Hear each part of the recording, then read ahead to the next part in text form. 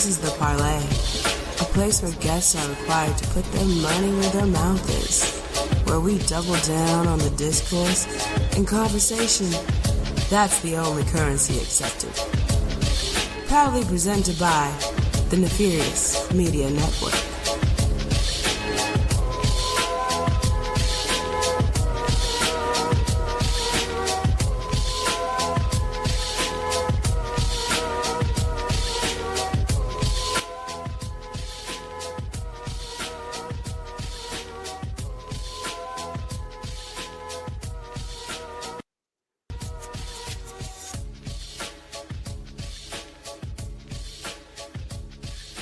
And welcome to the Parlay. Like that lady said off the top, this is the place where conversation is the only currency, and we are paid in full. What's going on, everybody? Happy Memorial Day 2025. We are live and in living color for another episode of a show that is quickly becoming one of my favorites here at the Nefarious Media Network. I, of course, am the Godfather, Nate Milton, and I am joined on this special Memorial Day by a man who is as adept at the grill as he is in the production booth. Y'all give it up, ladies and gentlemen, for this man, two-way Ray Williams, a.k.a. I was going to call you Caitlin Clark of production, but then that means your quad will be blown out and we don't need you being out for like 4 weeks. Get well soon, Caitlin. Get well soon, sis. But Ray Williams is in the building. What's good, Ray? Everything is everything, brother Nate. Yeah, if that was the case about the grill, then I'd be much improved as I am now. All I know how to do is put the aluminum foil on that thing. I don't know nothing else about grilling. I know a little bit of something, but I'm no grill master as of yet. To be fair, though, as soon as I said it, I was like, no, this ain't correct. Because for those that don't know, Ray is the M'Baku of the Nefarious Media Network. He's a vegetarian. So, Ray, as much as I appreciate you, brother, I'm not coming over to your cookout for some tofurkey, man. Some tofu dogs, brother. I don't want that. You don't want these Gardein. You don't want these Gardein Supreme hamburgers. You don't want the premium. Yo, Impossible Burger. Don't know, but it's impossible for me to eat that, Ray. Don't nobody want that, Ray Williams. You can have that, brother. Enjoy. But it is good to talk to you again, Ray. It seemed like only yesterday when we was having a conversation about pro wrestling with our next guest. Not even so much a guest, but the next member of the team. He is 1/2 or 1/3, depending on how you do the math, of the team over at Ring Theory, and he is back for Memorial Day. Y'all give it up for Gerard, Downtown Brown. What's good, brother? Hey, how y'all doing today? Repping the third member of the team over here in spirit while he'll be there soon. But yeah, I'm repping the Yick over here with my Yick shirt. Gotta do Andrew Thompson. He may show up at the end of the next episode of Ring Theory, and Jay Lace, you'll be all confused, and then Gerard will just walk up and hug him, much like Seth Rollins hugged Bronson Reed at the end on a Saturday night's main event. So who knows what could happen? Anything could happen here in the Nefarious Media. But we got a lot to talk about, man, on this edition of the Parlay. But let's start with some wrestling, because we were talking off mic, and there were some things that I found interesting over the weekend. Number one, Saturday night's main event, we saw the return of Cody Devontae Rhodes. We also saw, as I mentioned, Bronson Reed joining the Vision, or White Vision, or Traditional Vision, however you want to categorize Seth Rollins' group. And then, maybe in the most shocking thing of the weekend, AEW had a fantastic pay-per-view, a great pay-per-view, one of their best in a while. Anarchy in the Arena was crazy. But then, to me, of course, the highlight of the weekend, ladies and gentlemen, we got a new TNA World Heavyweight Champion, and his name is Trick Williams, Ray. Your cousin Trick. Yeah. You know, my family, we do have some people up north in Philly, so we might be kin. But yeah, that was a tremendous shock to me, and it'll be interesting to see where Joe Hendry goes from here. Like I was giving it the benefit of the doubt when he was at WrestleMania, and he had his match with Randy Orton, and people were saying, "Oh, he's getting buried. Why would you let your champion get buried?" I'm like, it's beneficial for the brand, especially on that big of a stage, to be featured. But But now I'm like, oh, it kind of seemed like the shovel is out. I don't know. But we'll see what happens. Gerard, is this a situation, to quote Gloria from White Men Can't Jump? Sometimes when you win, you really lose. And sometimes when you lose, you really win. And sometimes when you tie, you actually win or lose. Is this one of them situations for Trick? Because on the one hand, I'm happy the brother got the gold, but now you got to go to TNA for work, sir. Like, please report to your new duty station down with any Impact Zone, sir. What do you make of the title change, and do you think this will ultimately be a good thing for Trick and for TNA? When you tell me Trick Williams going to TNA, I don't think that's a demotion. I think that's a great experience for him to. If you look at how New Japan will send a young lion away for an excursion to then come back anew, this is not going to be some grand excursion, but sending him to go be the world champion of another company where he's at the top of the ladder, others chasing him, a whole fresh set of new competitors for him to wrestle, new baby faces that he can go against, and then to end it probably in a Mike Santana win whenever that happens. I think that's a solid way to go. I think that benefits Trick.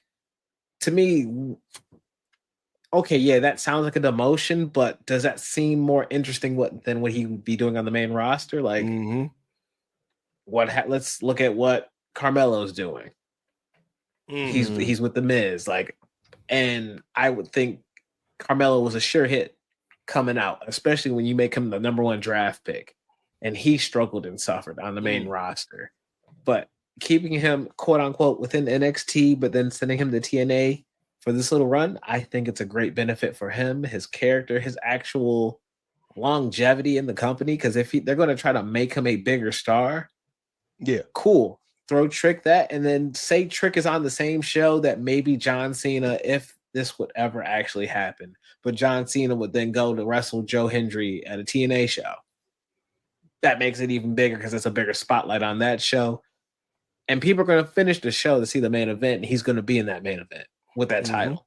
So, or pre the main event with that title, like a Floyd Mayweather fight would be, where you have those bigger up and coming fighters on the bottom of the card. I don't see that being bad for Trick. And yet it's a different audience that now he can also show his character to, work it, grow it, and then become something hopefully better for the long run. Yeah. I don't see anything wrong with this. So like, I think he's going to win. I think the Joe Hendry thing is not a burial. I think that's you lose, but you win situation, for the sheer fact that you take a knee now for the bigger contract and bigger check. That's for sure. Hopefully within a year. Yeah. Like, it would not surprise me, on the Joe Hendry part first, Ray, like if this dude is still smattered around, your NXT TV, it wouldn't surprise me if not this year, then maybe next year, we get to see a Joe Hendry DLC in one of the packs for WWE 2K25. Like, it would not be out of the realm of possibility for that to occur. When we look at Trick, though, I agree with what Gerard's saying in that this could be a time of growth for him. I'm real high on Trick. I've been high on Trick, but I think the thing that I've needed to see for him, for his sake, is, we know the brother can go in the ring. The character stuff, though, I need to see more evolution and growth in that character. And if you are the world champion of a promotion, regardless of what size that promotion is and the audience that promotion has, you're going to get a lot of opportunities to run with the ball. And so those reps, I think he's going to benefit more from reps in TNA than reps in NXT in the same position or on the main roster. Gerard mentioned Carmelo was the number one draft pick. I forgot about that. Like, maybe not to say this is about Carmelo, but the way the team is, it's like you're the number one draft pick, but you got drafted by the Washington Wizards. It's like, come on, man. Like, nobody wants that. Nobody wants that, Ray Williams. Not even the people that get drafted by the Washington Wizards. And so, I think Trick's actually, even though TNA has less eyeballs than SmackDown, Trick's actually probably in a better place than his boy Carmelo. So, I'm excited to see what they do with it, Ray. Well, first off, shame on you for the Wizards catching strays. especially considering their old name, the Bullets. Yeah. I kind of do agree with you both as far as like Trick and just having him branch out, because what more is there to do? He's already a 2-time NXT champion. So it's like, what more can you do with him within that realm of NXT? And so you might as well send him off to TNA and work with more seasoned performers as well, because you don't just have like rookies on that squad or people who have been wrestling for about 2, 3, maybe 5 years tops. You do have folks in TNA who have been around for a while. You have like the Ryan Nemeths, and you have the Kazarians, and you have the Steve Macklins, all those guys who do have a wealth of experience that he could feed off of. So I do believe that is beneficial for him. My one thing with Joe Hendry is just like, you've been doing like, and I understand, like you say, Downtown Brown, take the knee now to, in the long run, they see like, oh, he's willing to do business. We already saw that he was willing to do business in WrestleMania. He's willing to do business on NXT as well. The only thing is, like, you already had this man lose twice. You had him lose the NXT championship match while he was TNA champion, and now you had him lose the champion. My only worry is that you're kind of dimming that light right now, and then if you do bring him on, it's like people are not going to care, because it's like, oh, well, what's supposed to be so fancy about him? He got beat in NXT. But I know that WWE main show audience is a lot different than the NXT audience, so it could work. But I'm Ray, it's different when, like, right now, Joe Hendry, you know, to quote Kendrick, you're not a gang member, you're a tourist. Like, he's a guest in the house of NXT. He's a visitor. It's different the way you treat a visitor versus the way you treat family. And if he does get signed to WWE proper, I feel like the Joe Hendry we get with the machine behind him, because right now the machine's not behind him, I think that could be a different story. I agree. So like, now you're one of ours, so we can treat you right. Yeah.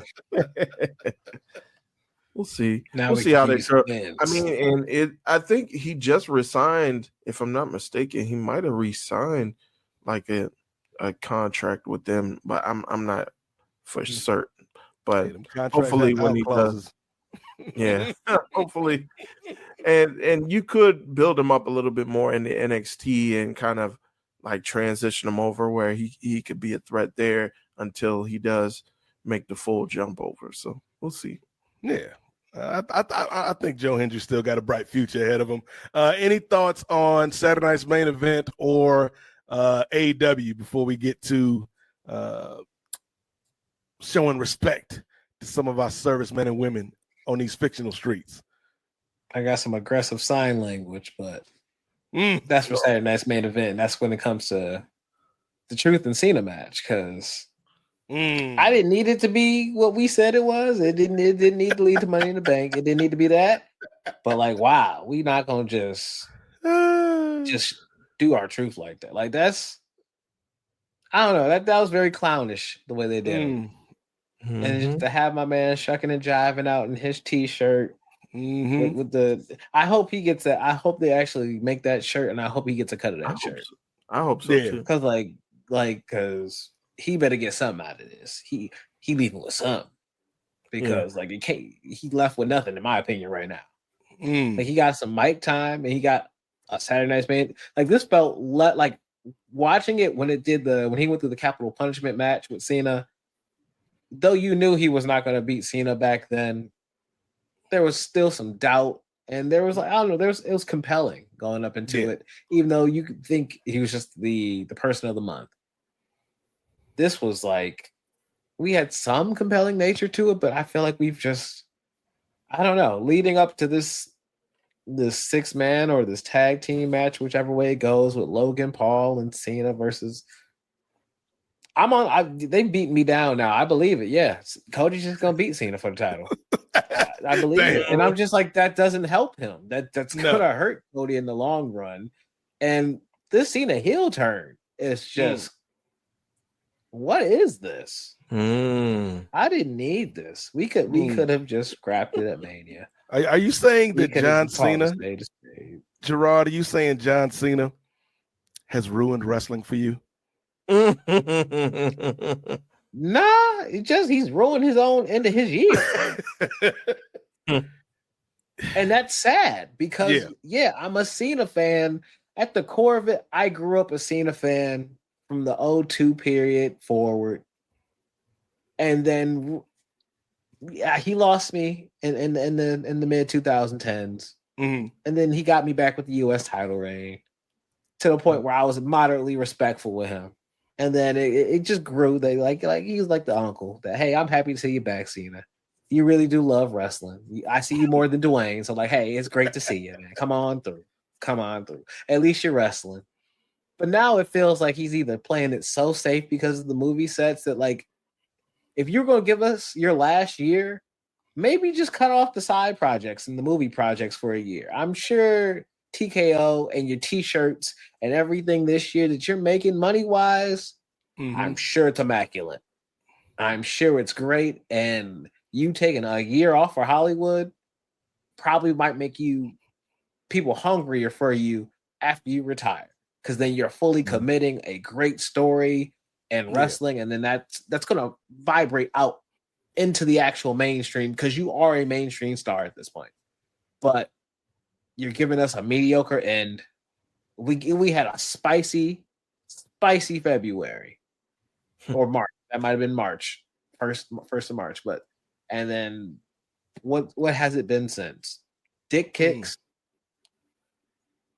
weak matches, shallow matches with like I don't know the bells and whistles. If this was it, I don't know.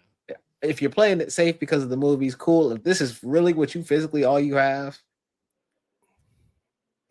I mean, I ain't gonna kick you while you're down if this is all you can too. But like, we can write it better though. We can write it better. Yeah, right. That's my bigger thing. It's like Sting could do that much, and like that was an amazing. So like compare this run to Sting's run, Ray, and it's night and day. I think. First of all, with Truth, I do hope Truth gets something out of this. They do need to sell those Ron Cena shirts. I'll buy one. Yes. But I think there was a way to do that same thing in the match where he's like mimicking Cena, but then at some point in the match, it turns serious. Mm-hmm. And I don't feel like we ever got that point in the match where it turned serious. And then by the end of the match, Truth was an afterthought because we got to build to this. In terms of Gerard's point about Cena, like, again, I'm not so much worried about the bell to bell because even in his prime, Cena was like above average in terms of bell to bell. And so now he's like 20 years older. And he's like your mom when your mom used to give you money to go to the store to get groceries, Ray. You know, she give you $14, but then a whole page full of groceries. And I'm like, it's $14 is not enough. And she'd be like, make it enough. I feel like the fans are looking at Cena like this ring work ain't enough. And Cena's like, hey, make it enough, dog. So like the bell to bell doesn't bother me as much as the storytelling. And it's not only what's on the page, because I think they haven't written them well and haven't given them enough creative to support this heel turn, Ray. But even in the acting, and we know Cena can act, man. If you've seen Peacemaker, like, you know this brother can act. But the stuff they did, like the backstage segment with Jay, that was terrible. Yeah. Like, it was terrible. And so it's like, I get why people aren't enthused with not only the match from Saturday night's main event, but also this Cena heel turn in general. Yeah. I think I'm kind of on a different plane as far as with R-Truth. It's kind of what I expected out of R-Truth. And first off, how are they making the black dude the man that's coming up with all these bootleg T-shirts? First, he had the ones with the Judgment Day, and now he had these with the Ron Cena etched out, or John etched out. It's like, come on now, we see what you're doing. You talk about you don't see color. He's an entrepreneur. He's an entrepreneur, Ray. I support black businesses, even though I don't see color. Support blackness, but yeah, I think this is kind of what I was expecting from him. Like you said, Nate, it was a point where not only did I expect are true to turn serious, especially with his promos and talking about I'm gonna beat the respect into him. Like, but you're just doing all of this man's moves. It's not like you're actually trying to fight him and trying to get him to come to his senses. And the same thing with John Cena. It's not like and this is what we kind of talked about when we were talking about on Ring Theory, when I was like, well, we all know like the turn with him and it being done in the press conference and not in the stadium or not during an actual show. But I thought we got to see John Cena like really kick it up a notch as far as like his intensity and as far as his brutality. And we still didn't get that. It's like we still didn't get. And then the whole thing with him holding up the belt and trying to make it seem as though he was coming to his senses, but then he just kicked him low anyway. It's like we're still not seeing, like, you're this big hulking dude, like you're shredded. You're still, even with at your age, you're shredded from head to toe, and yet you got to resort to a low blow. And then even if you do resort to the low blow, like take advantage of him, like beat the snot out of him. Like, but we weren't really getting that. So I think I agree with Gerard. I think that, yeah, I don't know what's going on as far as if it's Cena's call where he's kind of holding back because he has these, and even when we talk about Dwayne, like, this man went out there and still like was trying to put on a show. The man tore his pectoral ahead of a shoot. Like he was ahead of a film shoot or a movie shoot. And it's like he's still willing to go out there and put it all on the line, like when he's in the WWE and when he's in wrestling, like especially with that Bloodline Rules match. So it's just, yeah, if you're going to be half and half, then you might as well not even come back. I think, speaking of comebacks, that may be a good transition to talk some AEW real quick, because I enjoyed the show. I think, like I said, I think it was one of AEW's best shows in a while. One of AEW's most satisfying shows in a while as a viewer. Anarchy in the Arena was off the chain as we knew it would be. And you know, Drown and Pool got them residuals. So everybody ended up happy at the end of the night. Thoughts on AEW Double or Nothing, Gerard? For me, the show was a great show from start to finish. Were you there live? No. Yeah, everywhere. No, I was right here on this couch watching it. But it was surprised by both winners of the tournament, but satisfied with both matches that we got out of that and the combinations to them as well. I think Mercedes versus Tony, by the time we got to the end of that, and that's what we're going to have it all in Texas. I'll be there live for that. That'll be exciting to see. And I don't want to just write off Tony, but I feel like it's almost inevitable that now Mercedes will get that title. So now my next question is, and I'm getting into my futuristic point of, well, who takes her O? Who takes Mercedes O in AEW? Who finally like beats her and has that real big definitive defeat to her? Because maybe Mercedes has to relinquish the TBS title Warrior style after, just so that way that division can move on. Yeah. Since she had held it for however long, almost also the way Asuka had to leave the NXT Women's Championship to move it to the main roster. So maybe that's what they end up doing with the TBS title for Mercedes, but I don't know, because I thought she would lose it. I thought her match would be with Athena at All in Texas. So now I question, where is Athena at? And what will she be doing? And so, but outside of that, I think Swerve is crazy. I'll label that out right there. Dude, the next biggest thing is Swerve is crazy because the fact that staple is really in his tongue. Nah, fam. Like the bag you must be getting from Tony must be crazy. The things you are willing to do, but outside of those three big matches, that was my kind of. I think the rest of the show was great. Some matches didn't need to really be on there, but still, those that were on there all delivered, in my opinion. I don't really think anything stunk out for me. But how about for you, Ray? What was your biggest takeaways from Double or Nothing?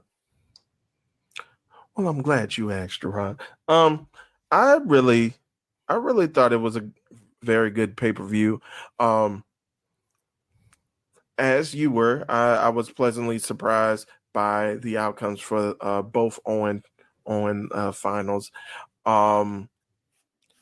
Yeah, and I kind of, when we were talking about it on Ring Theory, I kind of thought one thing was happening with her losing that New Japan Strong belt, but on the flip side, another thing was happening. So I was kind of taking it as, oh, she lost one belt, so this is just pretty much the catalyst or pretty much the genesis of her beginning to lose all the rest of her belts.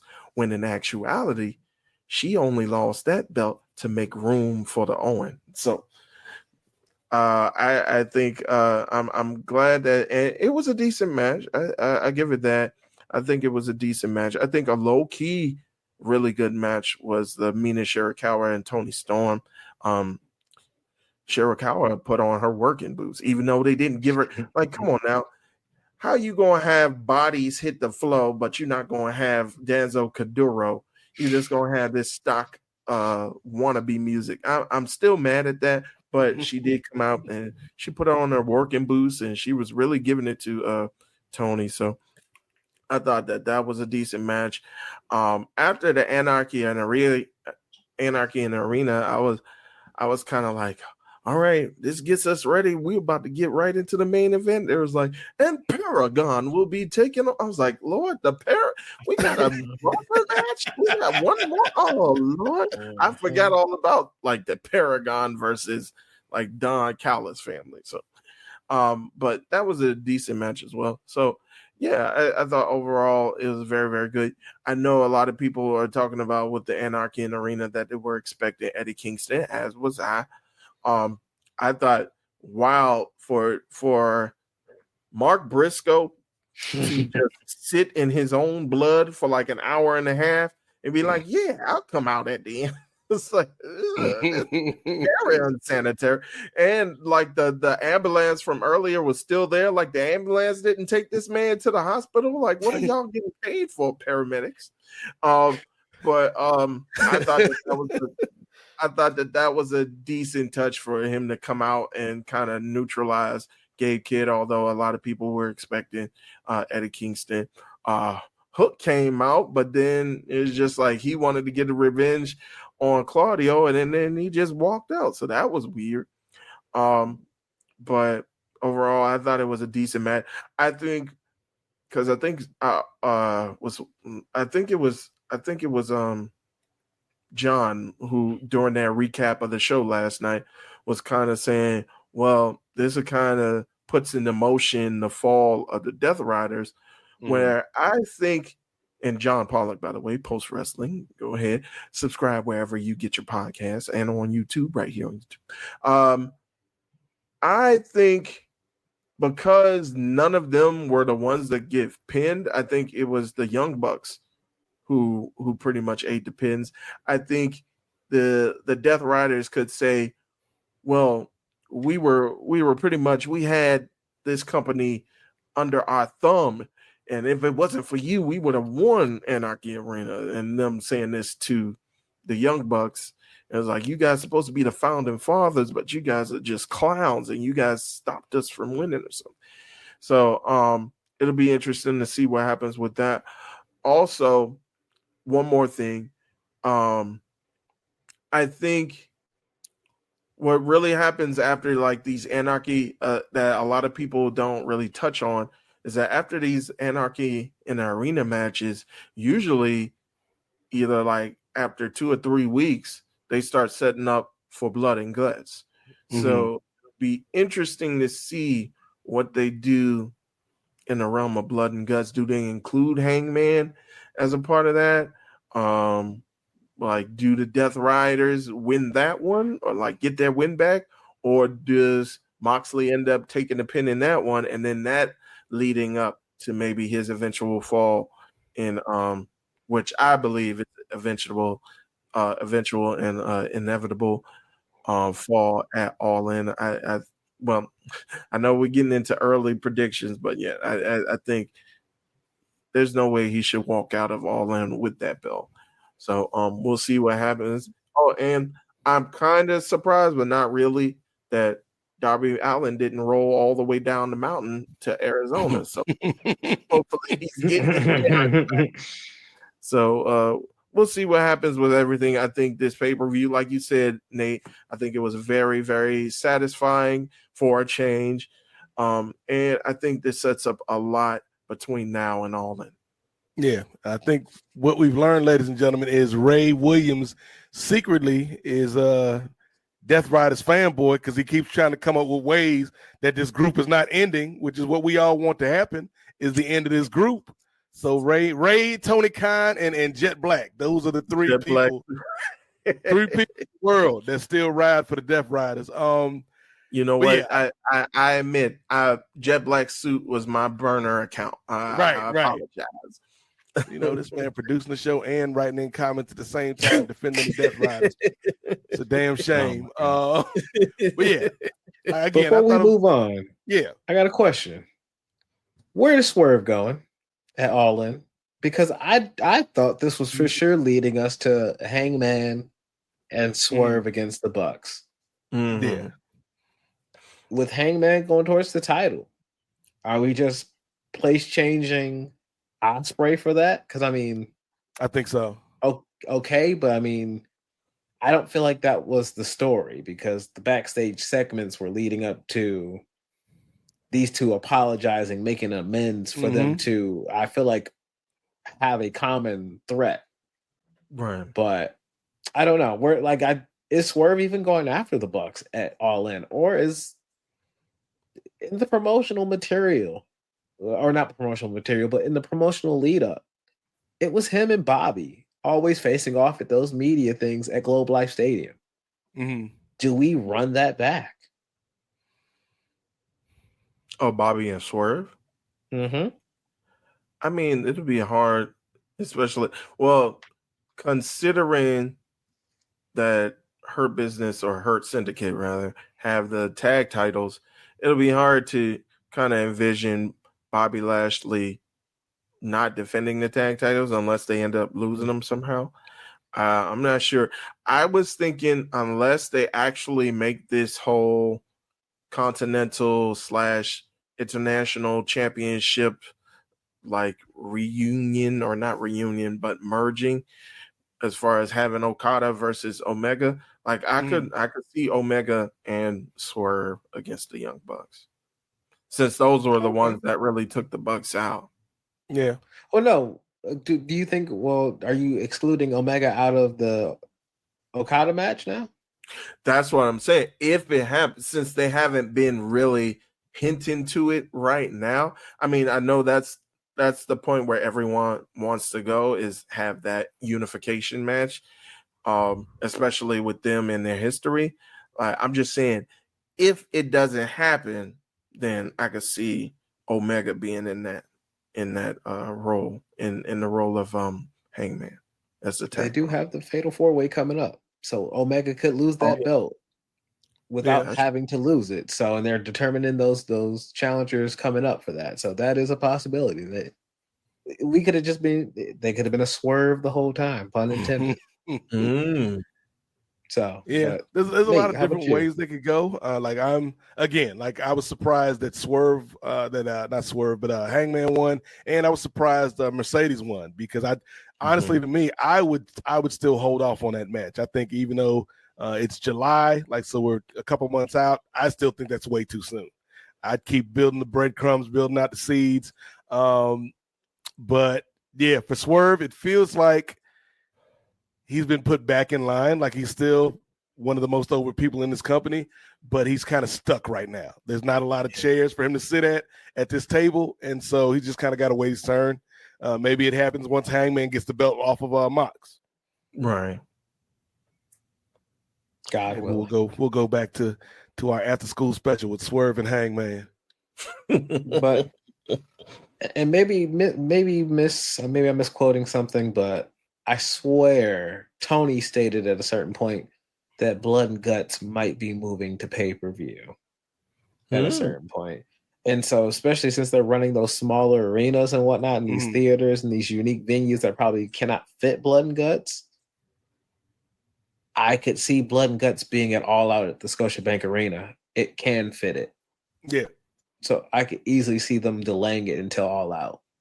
Now, who's in the match? I don't know. And what's the match over? I don't know at that stake. It could be the remaining end of the Death Riders, but without the title, led by Darby going in. Because, I mean, Darby can finally put John to sleep in Toronto and then move forward, trying to go after a belt through some means. But no, I think arena-wise, I don't think they would do it at Forbidden Door. I don't think they would try to smash it in between now and All In. At least I don't think they would, because they have the residency coming up. So, I mean, unless they think they can do it at the place in Chicago, I don't think so. So, I mean, do you all think All Out would be the spot for that to delay it? And do you think do you think that's like worth it, or should we just delay Blood and Guts until another year? Because I felt it in the past. Every year we don't need both. A feud doesn't need both matches. So especially if that means we have to wait until September for the end of the Death Riders. I'm not here for that. Okay. The Death Riders can keep going. They just don't need the world title. No, they can't. I'm scorched earth on the Death Riders, Gerard. All of them. Just split up like the Fat Boys. First the Fat Boys break up, and every day I wake up, Ray, somebody got a problem with Mox, okay?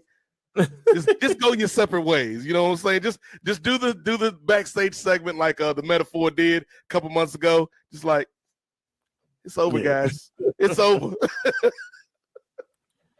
Yeah, I mean, Cold turkey after. Okay, set Wheeler, Utah free. Well, only thing is because I know since they started having All In, All Out has been like traditionally a couple or a few weeks after. How much longer how much further out is All Out from All In? September 20th. And I was going to go, but then I realized my homeboy's wedding that I'm in is all on the same day. So I don't think you can do that. Thank the Lord, I ain't bought no tickets. So, or else I'd just be losing them tickets. But no, September 20th. So you got a little break in there. You got Forbidden Door between there too. Yep.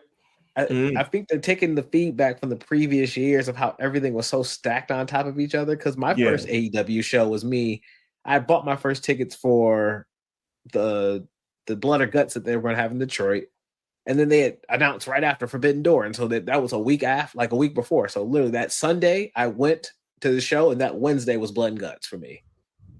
Back when they first did the first Forbidden Door. And so that's how quick that turnaround was. Yeah. And that was not too far off from Double or Nothing, because they lost Punk right before that, because it was supposed to be Punk and Tanahashi going into that. So they've learned from those previous years, and I think they're trying to now just give everything some room to breathe and build into everything. So that's to me why if you push Blood and Guts out to just either something else or All Out, you give everything else this time to breathe. I mean, look at Double or Nothing.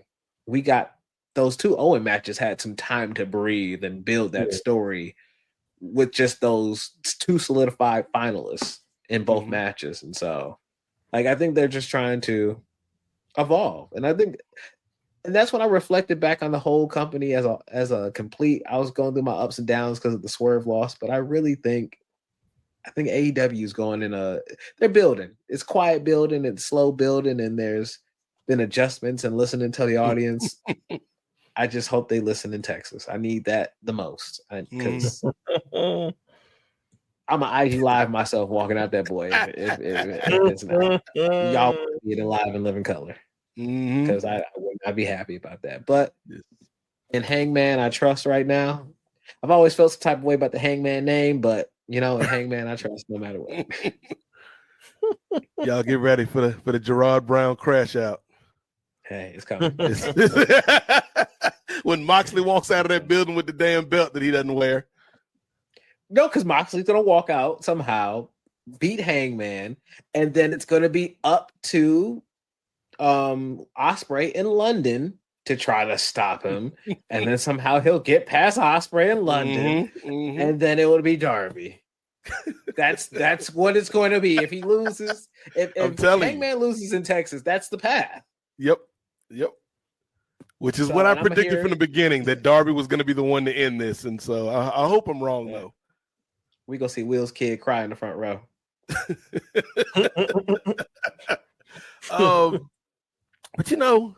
But a little while ago, we mentioned John Cena, fellas. John Cena, pro wrestler, humanitarian, actor, man that's ruining wrestling as we speak. One of his most famous theatrical roles, Ray, was the Marine, okay?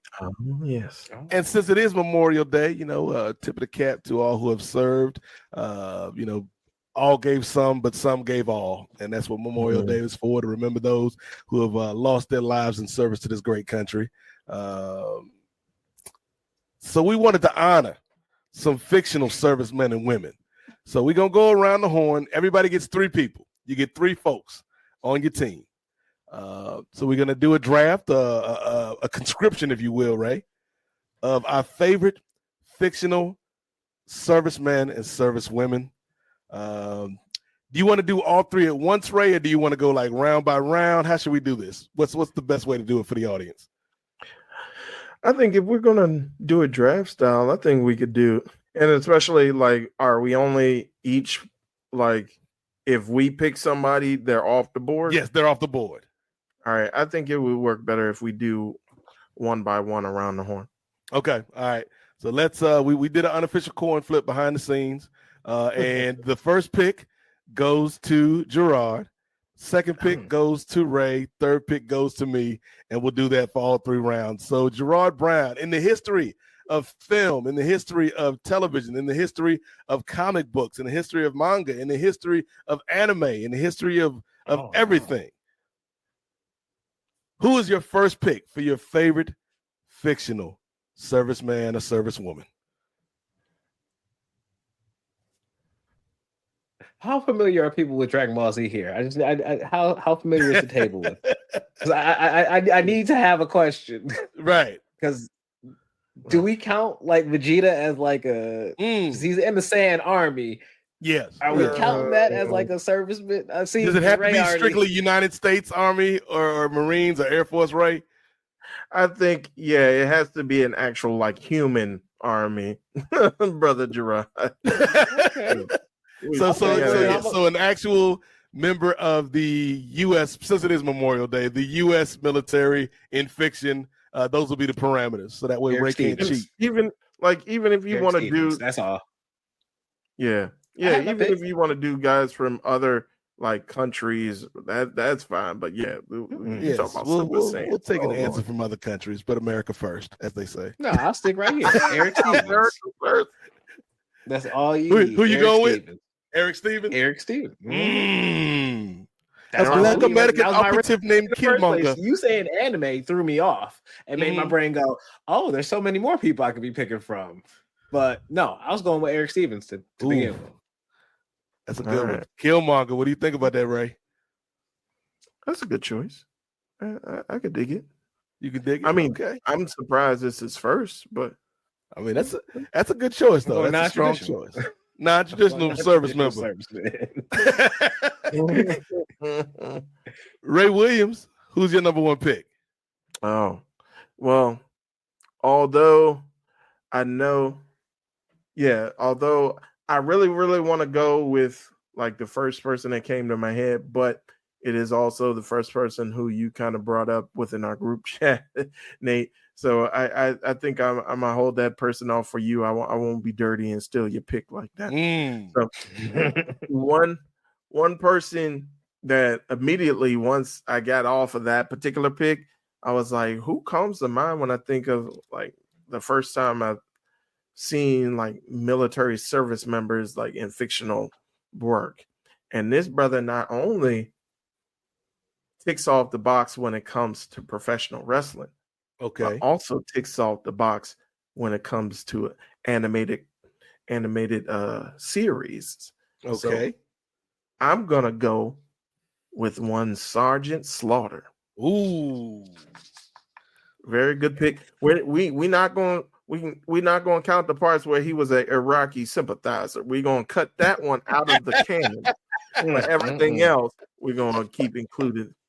Sergeant's a great pick because not only was he Sergeant Slaughter in pro wrestling, he was in G.I. Joe. And the fact that makes this the beautiful pick, Ray Williams, is there are still some people who believe Sarge actually served. That man never served a day in his life.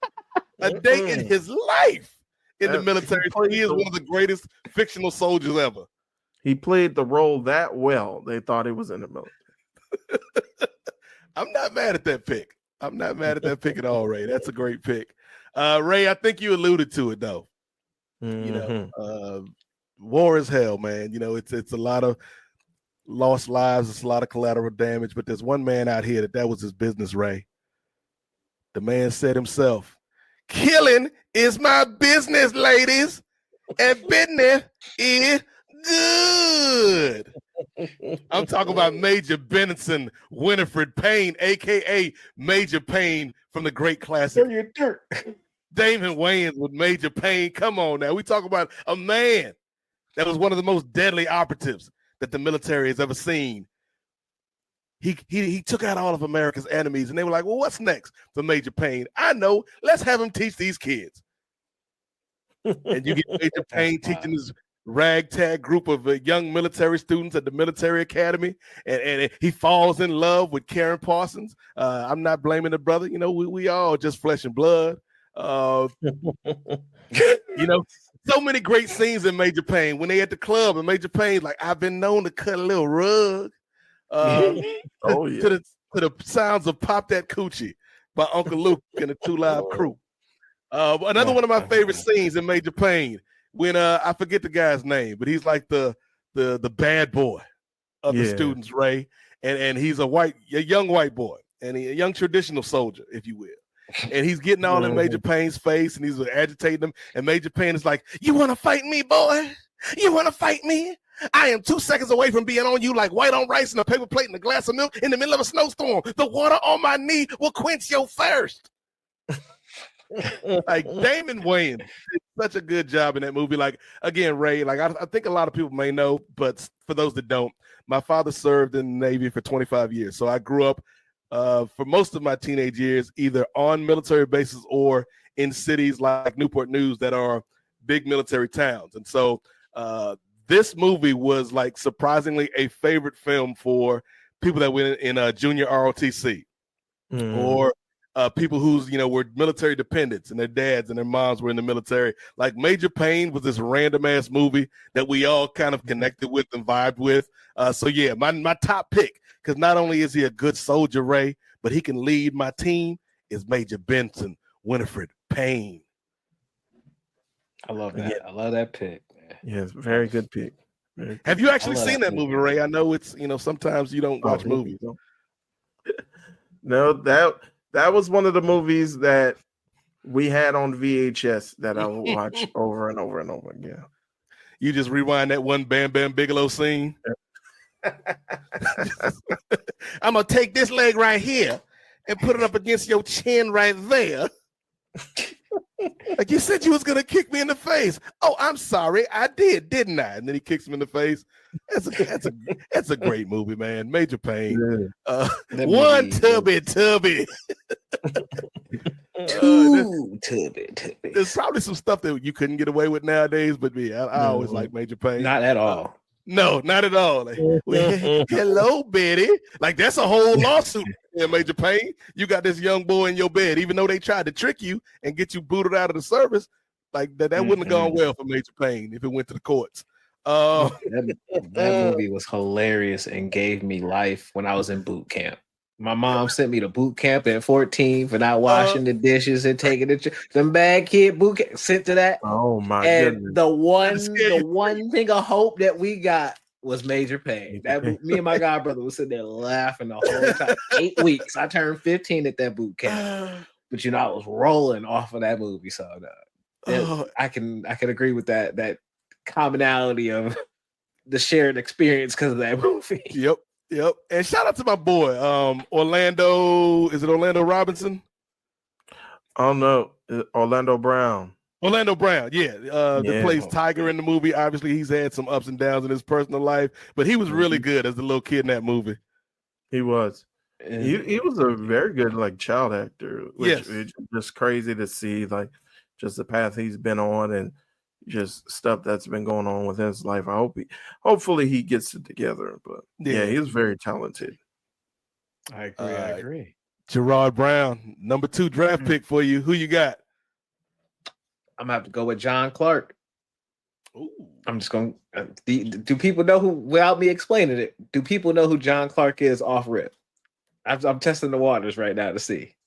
I might be learning that Ray Williams does not watch movies all the time, so he might not have seen this movie. I'm trying to think.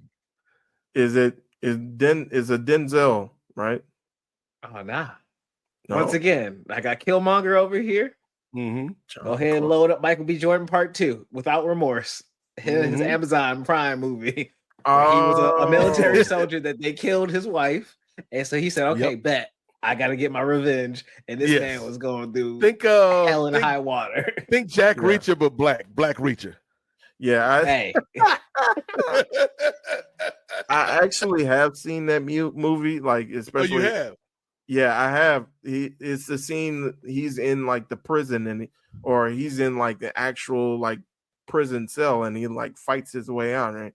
Yeah, I saw that. Yep. Okay. Yep, that's my movie. Yeah. So Michael B. Jordan, low key, that's kind of one of his many genres, but he's you can buy Michael B. Jordan as either current military or ex-military.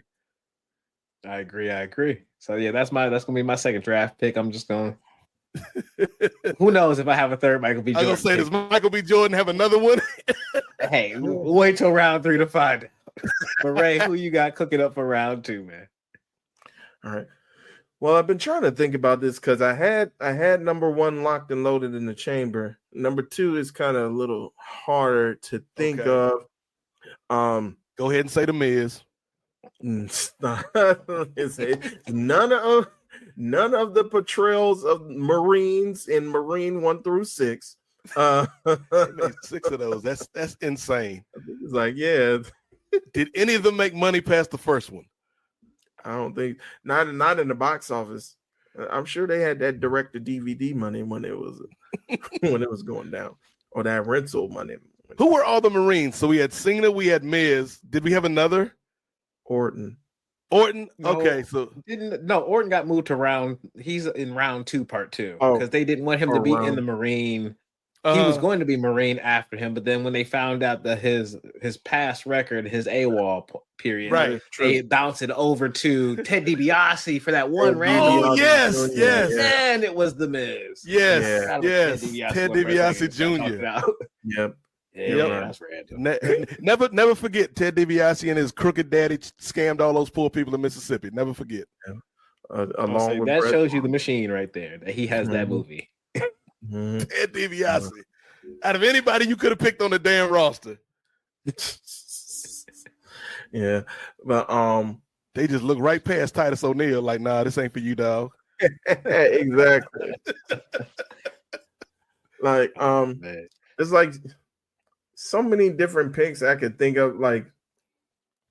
Oh, you know what? It just hit me. Okay, go ahead. So I could go with pretty much any role that Arnold Schwarzenegger's been in. I could go with a bunch of other people, but I think one person that really just hit me. Again, I apologize. He's traditional, and it's a male, but I think he's very iconic. Okay, and that would be one John Rambo. Oh, okay. I think it just hit me. I was like, how are we going to have service members and not put Rambo up in there. Okay. And I think with Rambo, it's like he shows multiple sides of war. Like he shows like he could be that killing machine, but he also shows, like, especially within like the multitude of the movies, that war does something to your psyche. And so I think that it would be a tremendous pick, especially to have Rambo on there. That's I'm not mad at it, Ray. That's a classic right there. I thought when you were talking about Schwarzenegger, I thought you were gonna go with Dutch from Predator. I was literally thinking like, Dylan, you son of, like, I was thinking of it. But I was like, handshake ever. Yep. But the thing is, it's like you had Dutch, but then you also had him in Commando, and then it's like he's had like multiple. And then I was thinking, well, maybe something with Michael Jai White, but it's like he's had multiple. But I was like, Rambo just stood out, like just flashed ahead of me. Did you watch the last one they did? I did. It wasn't bad. It surprised me, actually.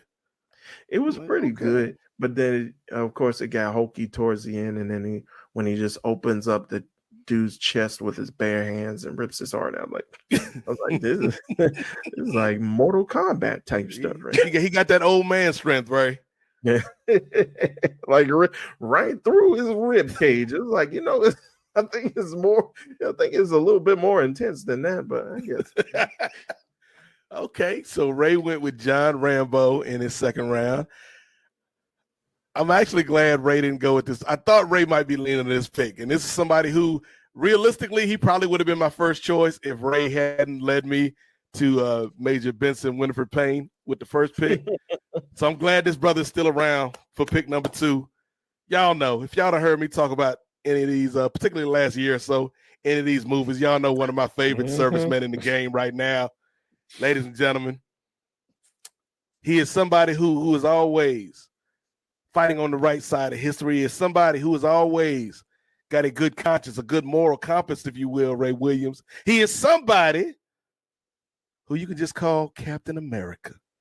Oh, Sam Wilson, ladies and gentlemen, is my number 2 pick off the board. Anthony Mackie has always done the damn thing with the character of Sam, but particularly, like, Brave New World was what it was, man. Like, I'm not going to sit up here and lie and say it was the greatest movie ever, but I enjoyed his portrayal of Sam in that movie. But more than that, if you look at the TV show on Disney Plus, Falcon the Winter Soldier with him and Sebastian Stan, like, I thought they did a good job of going into Sam's backstory, his community in Louisiana, the reason why he joined the military, why he does the things that he does. And yeah, man, despite what some of them people online will tell you, man, Sam Wilson is my Captain America. He's our Captain America. Let's hear it for Captain America. And if you want to hear more about Sam Wilson, Captain America, there's a retrospective available right now on the Nefarious Media Network. So yeah, Sam Wilson, that's my number 2 pick, Gerard. As he sues the new Avengers. Yes. He's a very litigious soldier. Gotta love it. He knows his litigation as well as his way around some arms. So. Spoilers for this movie that Marvel spoiled themselves 72 hours after it came out, Ray. By the way, they did Avengers, everybody. I don't know if you heard. I know about New Avengers. I didn't know he was suing folks out here. Come on, man. I mean, you should have seen the movie, Ray. You should have seen the movie. I would say, I'm sorry. I thought we was all on one accord at this point. Ray is like, I don't even watch old movies. You expect me to watch new movies? I can't be doing all that. Too much. No. Gerard, 3rd round pick, final pick in our first ever Memorial Day, and we'll probably do it again for Veterans Day, service member draft. Who you got? Well, we are around the horn again, and I promise you, Smoke will be my 3rd serviceman. A former soldier who fought in World War I came home with his money and his twin to open up a juke joint. With the protection of what his wife had on his chest. My man was dodging bullets, dodging people, and dodging anything. It was only after he took that off that he took a bullet, only so he could be with his wife and kids. So a good father who tried to, the man came back to his family. My serviceman, Smoke. Yeah, he did it, ladies from and gentlemen. Sinners. I didn't think he was going to be able to do it. Another Michael B. Jordan pull. I didn't think he was going to be able to do it, but he did it, ladies and gentlemen. And that's a relevant one because that's this year. He had Killmonger, No Remorse, or Without Remorse, and Sinners. He did it. He completed the trifecta, Ray. They put Very Vegeta fire look onto his Killmonger outfit, so I get my anime feet with that one. I get the straight military with that, and then I get the I just get the fun one with the Sinners. That's it. So I could have picked the vampire. I could have picked the brother. Military soldier turned vampire. I got 4 of them right now on you. I might find a 5th. Who knows? Nah, Ray, how about you, man? Last pick, Ray. Who you build it up to? I'm racking my brain. Like I'm trying to find a DEI pick now that I went all traditional in the first 2. You did go traditional for the first 2, didn't you? Yes, I did. Sergeant Slaughter and John Rambo. It's a very traditional armed forces branch you got, Ray. I know. We in our branch we did erase Jackie Robinson in our branch. I apologize. I mean, technically, that's does Jackie Robinson count though? No, I don't think Jackie Robinson counts in this. Well, he actually fictional, right? Yeah. Like, even though Chadwick played him in the movie, like Jackie Robinson actually serves. I don't think Jackie counts. I don't think Antoine Fisher counts. Oh yeah, and I was thinking of the Navy SEAL that Cuba Gooding Men of Honor with Cuba Gooding Jr. I was thinking of him too. But I was like, oh, he's a real. Cuba had a little kick playing black military members because he was in that, and then he was in Pearl Harbor, wasn't he? Pearl Harbor, yeah, I think so. He was playing like the Dory Miller, the ship cook turned like gunner. I've never seen it. Yeah, I think was that a Ben Affleck joint? Like when Ben Affleck was hot? Yeah, he was definitely in a movie, but I've never seen that movie. Yeah. He was trying to Ben Affleck was trying to go for some serious roles. He's like, I need a serious movie. Yeah, let me get the Jerry Bruckheimer produced. Right. Everything blows up. I want Saving Private Ryan meets Bad Boys. Make it happen, Jerry. But you know what? Something did just come to mind. And this might be a controversial pick. I think I'm gonna go with, and I don't know the character's name, but I'm gonna go with Lorenz Tate's character from Dead Presidents. It's crazy. Yeah, I think I'm gonna go with. I think I'm gonna go with him because I think he just showed like, hey, like this again, similar to John Rambo when he shows like the kind of like the effects of war on your psyche and how that affects you. And then also like once you come home and then it's like not much really for you to do once you get home, and it's like he's trying to get work and honest and earn an honest living, but it's like people aren't trying to let him like get acclimated and get back into having an honest living outside of what he had to endure in Vietnam. So I think I'm gonna go with that character from Dead Presidents. Anthony Curtis. Anthony Curtis. And I just looked it up, so I'm not even gonna hold you like I knew that off the top of my head. Now you gonna hold you. And that fulfills my affirmative action pick for my draft. Get out. I was with you on the whole reason behind it, but when you throw that little last little nugget on it, that ain't it. I'm joking. I'm checking off boxes. I was about to say that was a sad movie to watch as a kid. Everybody hyped that up like it was like, oh yeah, you should watch Friday, you should watch this, you should watch Dead Presidents. I'm like, I saw Friday, Smokey, and I see Chris Tucker in this. I'm like, oh, he about to be hilarious. Oh, this is not that. This is not the Chris Tucker movie for that. Oh no! Why is he shaking like that? Why is he sweating like that? Oh now, of course. Real quick, of course. We got some folks in the chat with their not predictions, but their picks.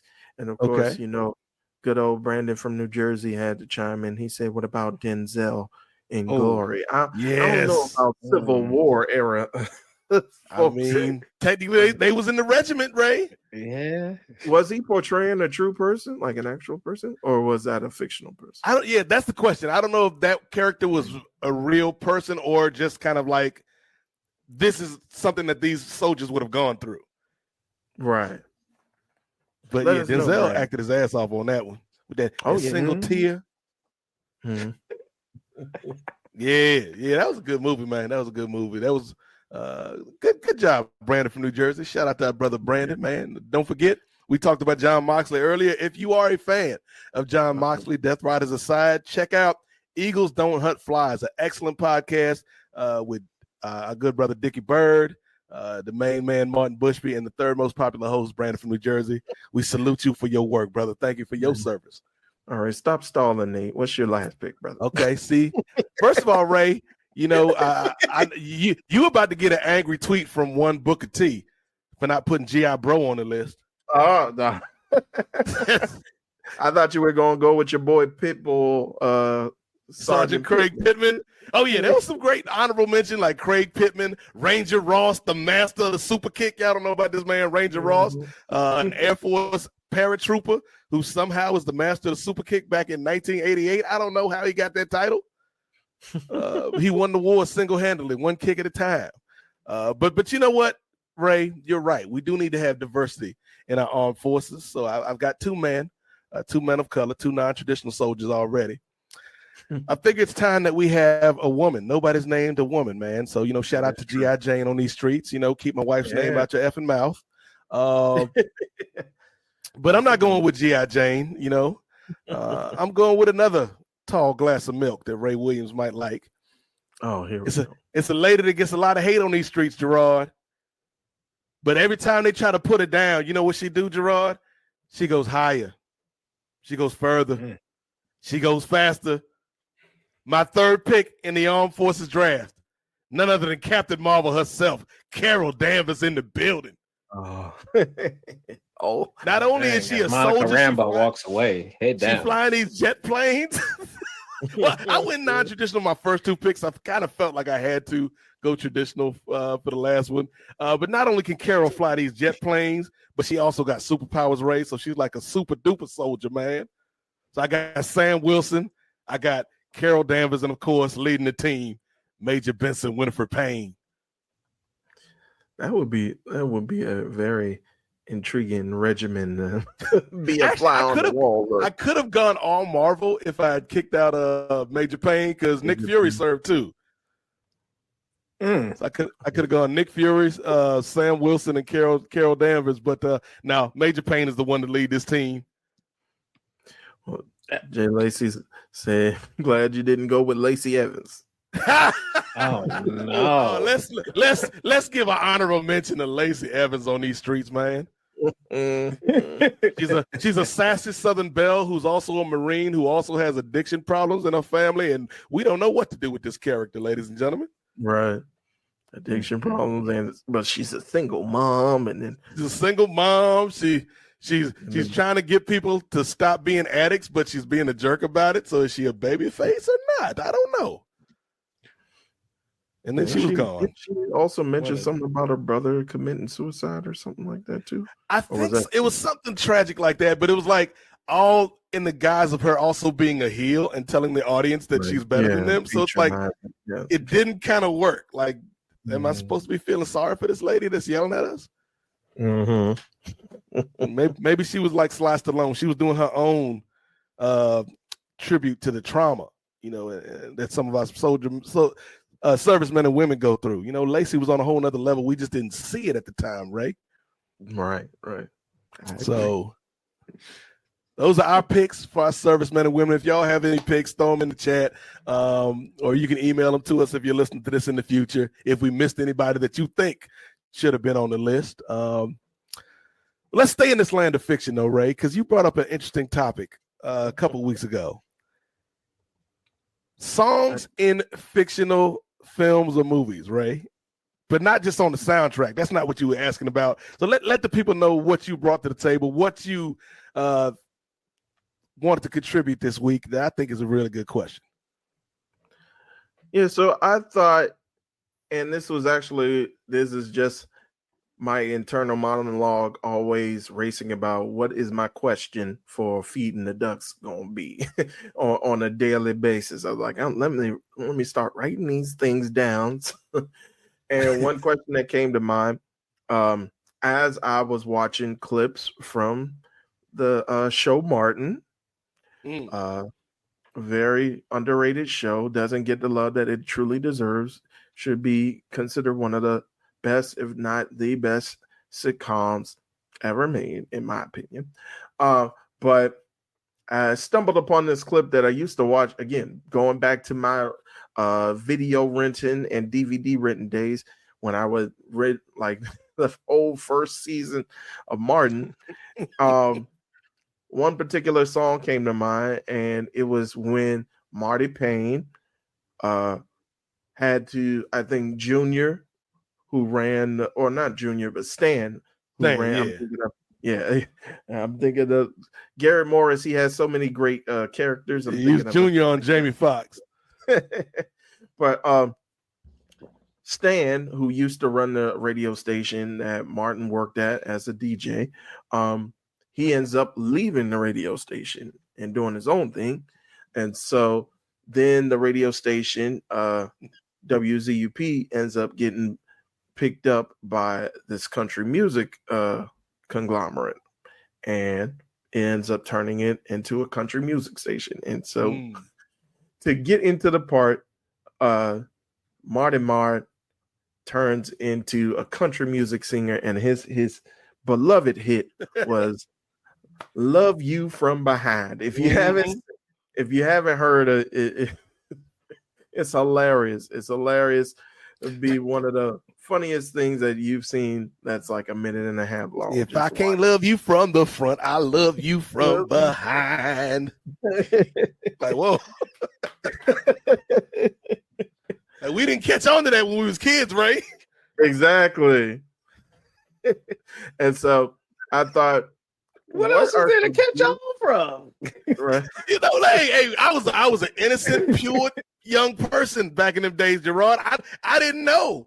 I didn't know about the back door when I was that age. And so I thought he was like, hey, if I can't love you face to face, I can love you when you're walking away. I didn't know what he really meant was I'm gonna be up in them cheeks. I didn't know that.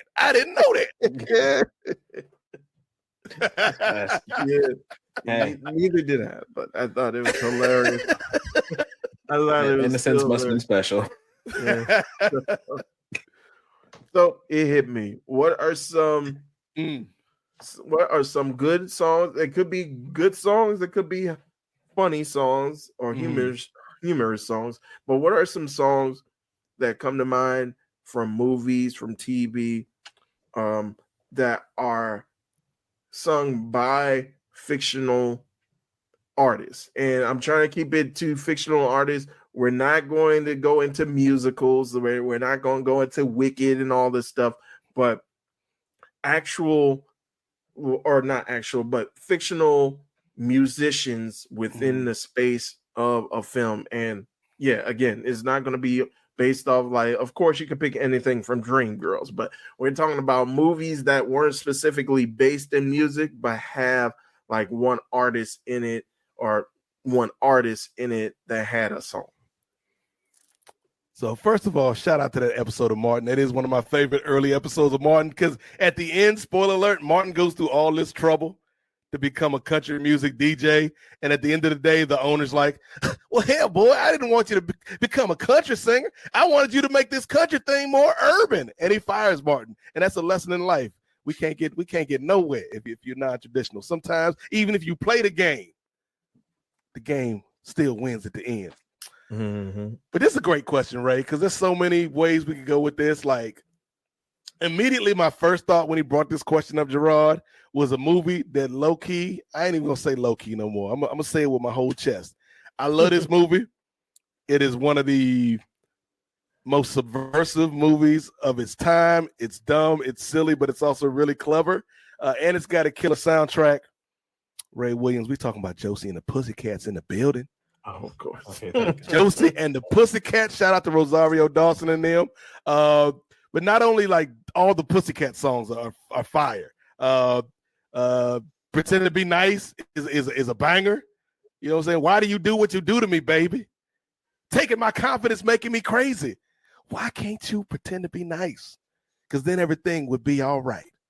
They got another one where it's like Three Small Words. Ray Williams talking about falling in love for the first time. That's a good one. But honestly, since I'm a guy and we all have internalized misogyny, ladies and gentlemen, we just need to recognize it and adjust our behavior.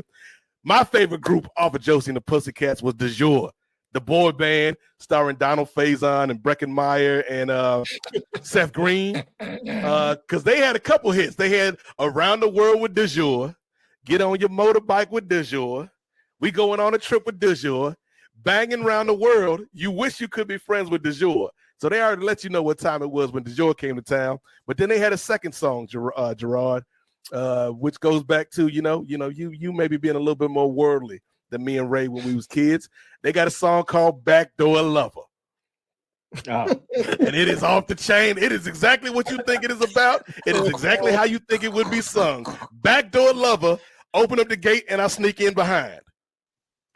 And it's a beautiful, beautiful song about love, ladies and gentlemen. So yeah, the first group that comes to mind for me, Gerard, is that whole Josie and the Damn Pussycats movie. That was a fun movie. I think it's an underrated movie, and it's certainly not a movie that a lot of traditional folks or non-traditional folks talk about. But yeah, man, it's a good time. Back in my non-cable days, Josie and the Pussycats definitely appeared on a Saturday UPN movie feature, so I was able to partake of the movie during that time period. So yeah, I have seen the movie and it is a good pick. For me, my heart, my head instantly when I hear this question goes one place and one place only, and we have to thank one man and one man only. I have to thank Thomas Washington, that when he sat by that door on that fateful day and was able to be called into the Disney boardroom and get the opportunity to make the blackest Disney movie ever. I'm talking about a Goofy movie, and I'm talking about we just gonna transplant Tevin Campbell into Powerline. You got Stand Out. Come on, Stand Out above the crowd. Hey. Come on, I don't even need before we get cut. Not see so, but there, eye to eye. Come on now. Yes. What a film! What a powerful. And an artist basically transplanting Michael Jackson into cartoon form with Tevin Campbell's voice. There you go. Because Powerline. Do you know the history about Powerline, Gerard? Maybe I do, maybe I don't. But originally, Powerline was supposed to be Bobby Brown. He was originally who Disney had picked to be Powerline, but because y'all know how Bobby Brown get down, he ain't exactly a family-friendly artist, especially not back in those days. So they kicked Bobby off the project and brought in Tevin. Mm-hmm. I do remember that from one of the documentaries I seen, because it was a more of a soundtrack-focused documentary around Tevin and what he was doing, and then bringing him in. But yes, I do remember the design actually being done off of kind of slightly Bobby Brown from that time period. With the fade. Nah, I love that. That's my guy, Powerline. So that's the man, and that's my pick. Oh, that would have been a whole different movie though with Bobby. It's like, this just in, Powerline has been arrested again. Oh no. Yeah, I don't know how well we would look back at the songs, do the things. Maybe by now things would have recovered, because I think by now we good with stuff. There would be that dark history. Yes. That where we'd have to talk over it. But nah. I love Tevin Campbell. I'm a Tevin Campbell fan. I'm a 90s R&B fan just through and through. So to have that, and to have that be a Disney film about a dad taking his son on a trip. I'm not trying to go any deeper into that, but like that whole movie has just great music and great themes to it. And to have that powerful artist, hey, I'm with it. So, but Ray, who you rocking with? Who have you circled back to in this whole, since this is your question, what are you circling back to? Well, as we like to say on here, I asked it, I'm gonna answer it. Mhm. Very good pick, by the way, Gerard. Very good pick. And I think that was kind of like an impetus as well as far as me thinking of this question, because I think somebody actually this was kind of like a trend on TikTok or something like that. So it was kind of sitting subconsciously in my brain until I was able to kind of put words to it. Like if I'm thinking like serious actual songs, I don't know if you guys, and this is very, very traditional, very niche traditional. I don't know if you guys heard of the movie Once. But it's pretty much a movie about, and I know it's not it's traditional, but it's not a traditional musical. So it's like actual artists playing musicians on like busking around the streets of Ireland, I believe. Okay. And so it's this one song called When Your Mind's Made Up. Beautiful song, like one of my favorite songs. So if I was going with a serious, so yeah, it's, and I don't know if you ever heard of this song, Falling Slowly, blah, blah, blah, blah. Again, very traditional. You lost us on that one, Ray. Yeah, Falling Slowly was, yeah, Falling, you lost me. it was about 10 It's the years ba for me. Yeah. Falling Slow. It was nominated for Oscar for best song about 10 years ago, 15 years ago. But that's not my favorite song from that movie. My favorite song is When Your Mind's Made Up. So that's a beautiful song. But if we're going and I'm gonna cheat and go in like a funny route. So it's like my serious song and then some funny song. So like we could think of several ones from Martin alone. Like of course you had Love You From Behind. Yeah. Then you also had Pick Up the Pieces, a beautiful rendition. Pick up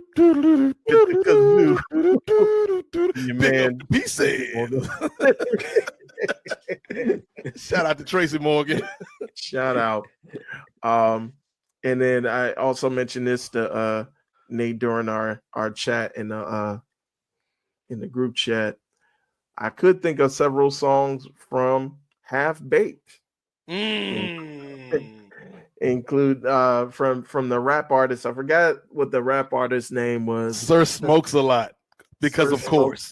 Yeah. When times are hard, you pick up that card with the smiley face. The funniest part about that, and again, Half Baked is a great movie. Like literally, it's the dumbest movie in the world, but it's a great movie. It still holds up, even if you're not under the influence. But when we get I need to talk to Samson, and he like rubs the lamp, and like some fake I Dream a Genie lady pops out. She's like, "What do you wish, Master?" And he's like, "Bitch, you know what I want?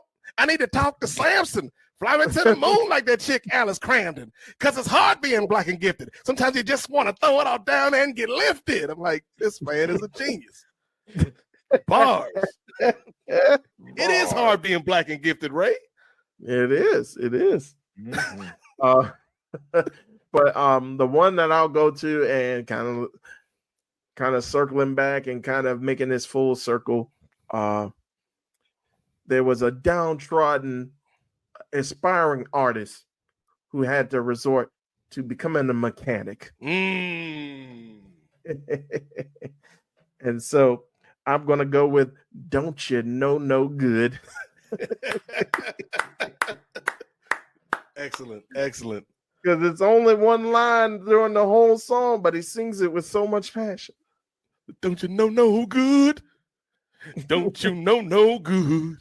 And then when he gets the backup singers, when Gina and Pam, it puts it all together. So and he's just holding out the note, and they're like gagging for air.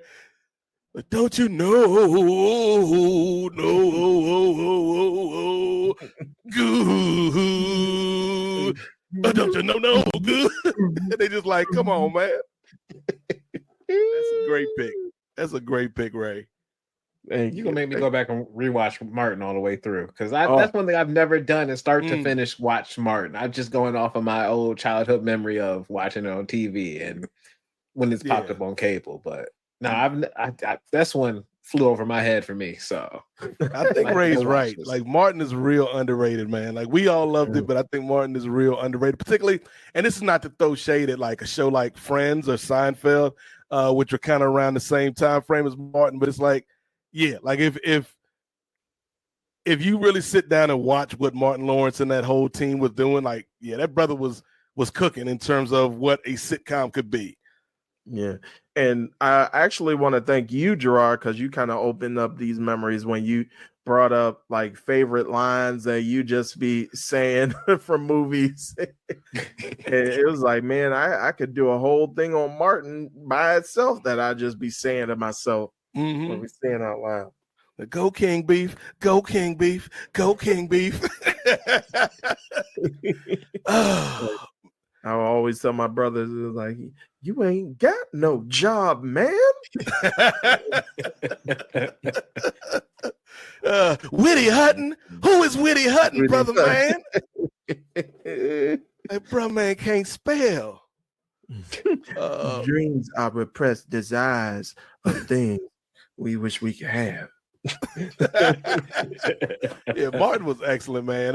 Real quick, Ray, before we move on to what we got to do every time we sit up for the parlay, I will give an honorable mention, because this is something that always happened in TV shows back in the days, but never once has it happened in my real life, Gerard, where a spontaneous song and dance number breaks out at a party or at a function.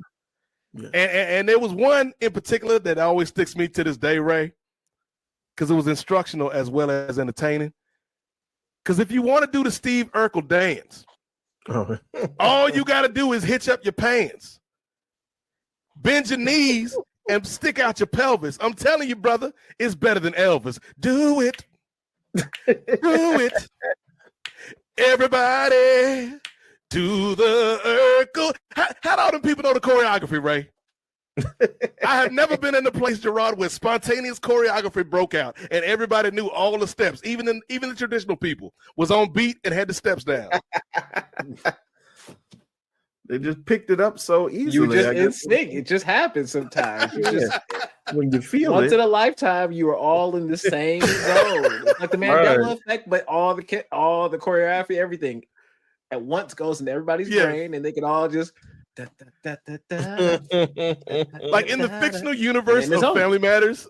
I know that's something like even like 20 years later, the people in the Family Matters universe, they're like, y'all remember that one time in high school when that dude just started dancing and we all knew the steps? That was crazy, wasn't it? You know what? It really was. Did you learn those? Right. I just knew for some reason. I don't know why, but I just knew them. Not only did we know the steps, but we knew the words too. Like, do the Urkel. Do the Urkel. Like who wrote this? Lin-Manuel Miranda? Oh man. Mm-hmm. Oh yes. That was a great topic, Ray. I'm glad you brought that to the table, man. Well, I'm glad that you guys found it amusing and entertaining, and that you guys are able to think of some picks for it. So. And that might be that much like with the service members question, that might be something we come back to from time to time, because we just scratched the surface of the songs that we could get into, because there's so many more songs that just happened in these shows and in these films that, like, to this day I still just think about them. So great question, Ray. But you know what else I think about? Why there are so many hungry animals in the world, and we can't feed them all, Ray. And we can all do our part. And so what we do here in Nefarious Media, what we do here at the Parlay, we go down to the pond and we go feed these ducks, Ray. There we go with the sensual duck music. Oh my God. Like quack quack.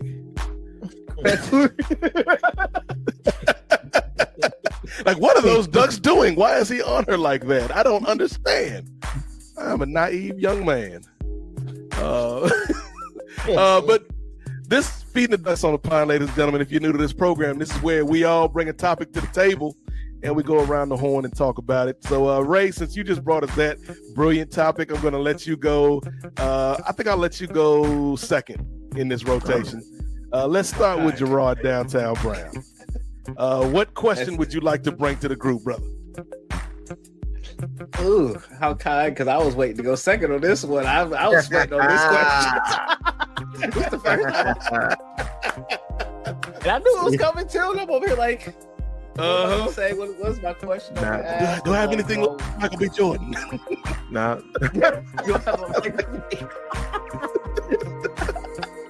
Who's your favorite Michael B. Jordan? Nah, bet. Since you want to play the game, we gonna play the game. You got to take over a Michael B. Jordan role. Okay. Like you got to go live in that fictional universe as that Michael B. Jordan character. Where are you going?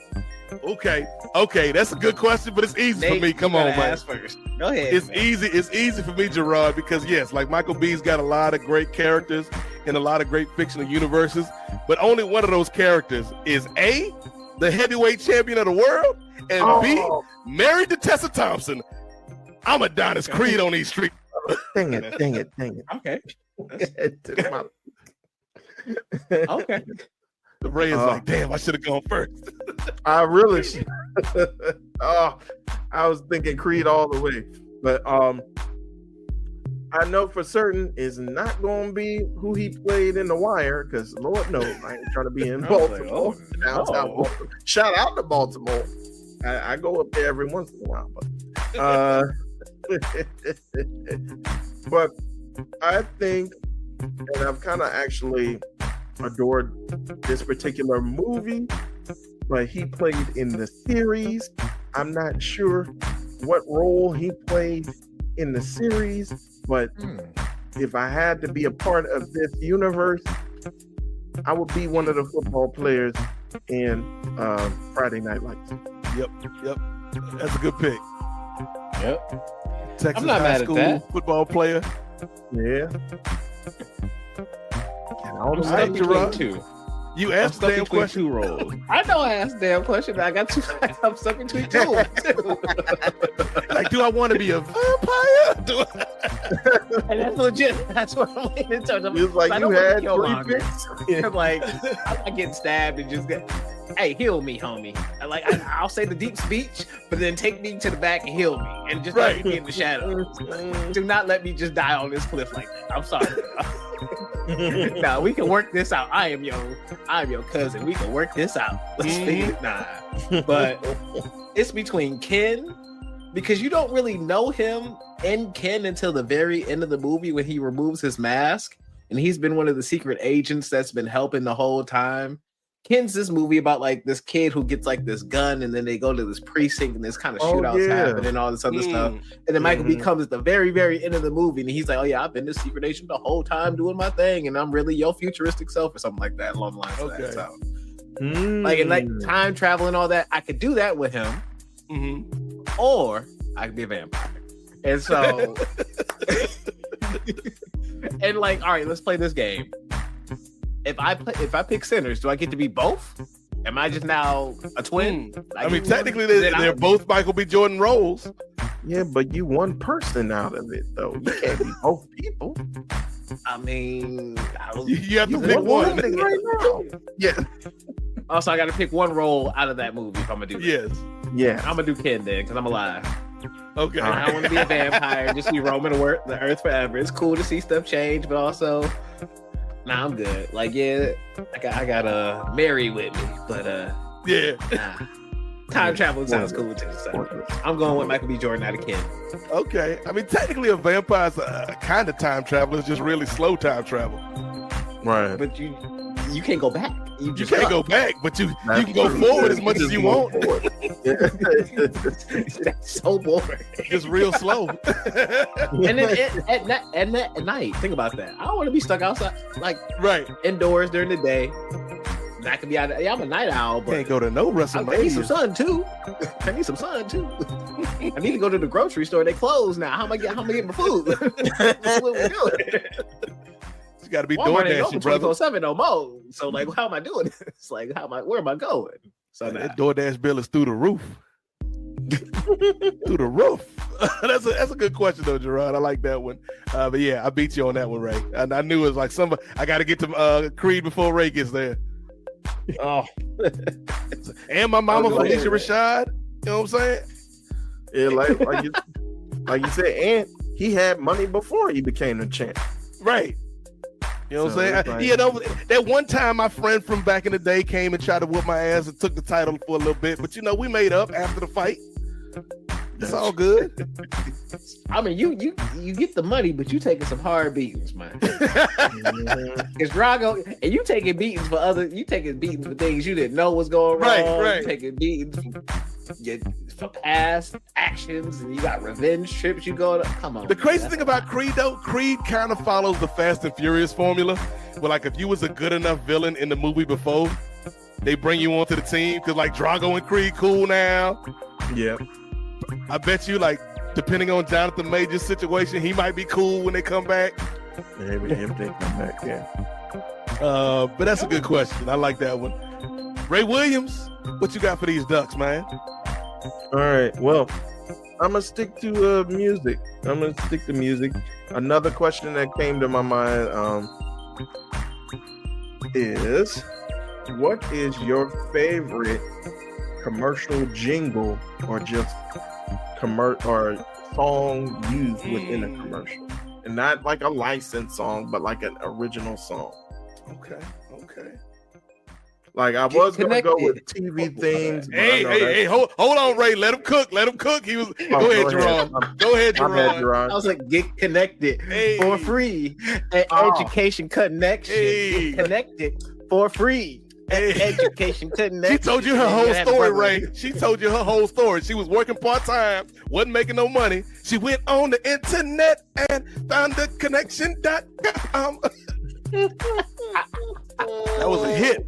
That was doing platinum numbers in non-traditional households. That was a bomb. You had that, and you had my man who lead it in with his hat to the side. Yeah. At home, you're on the couch.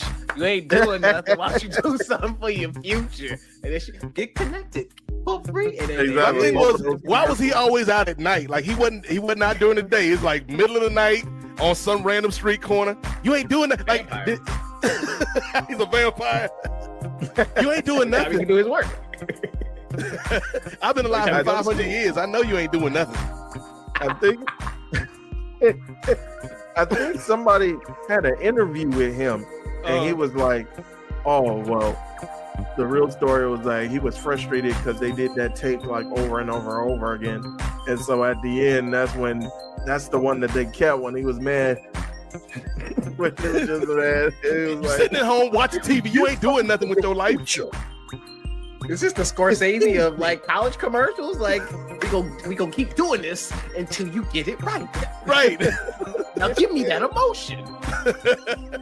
You at home, you're on the couch. Like, man. Make a call for your future. Damn. Like, okay.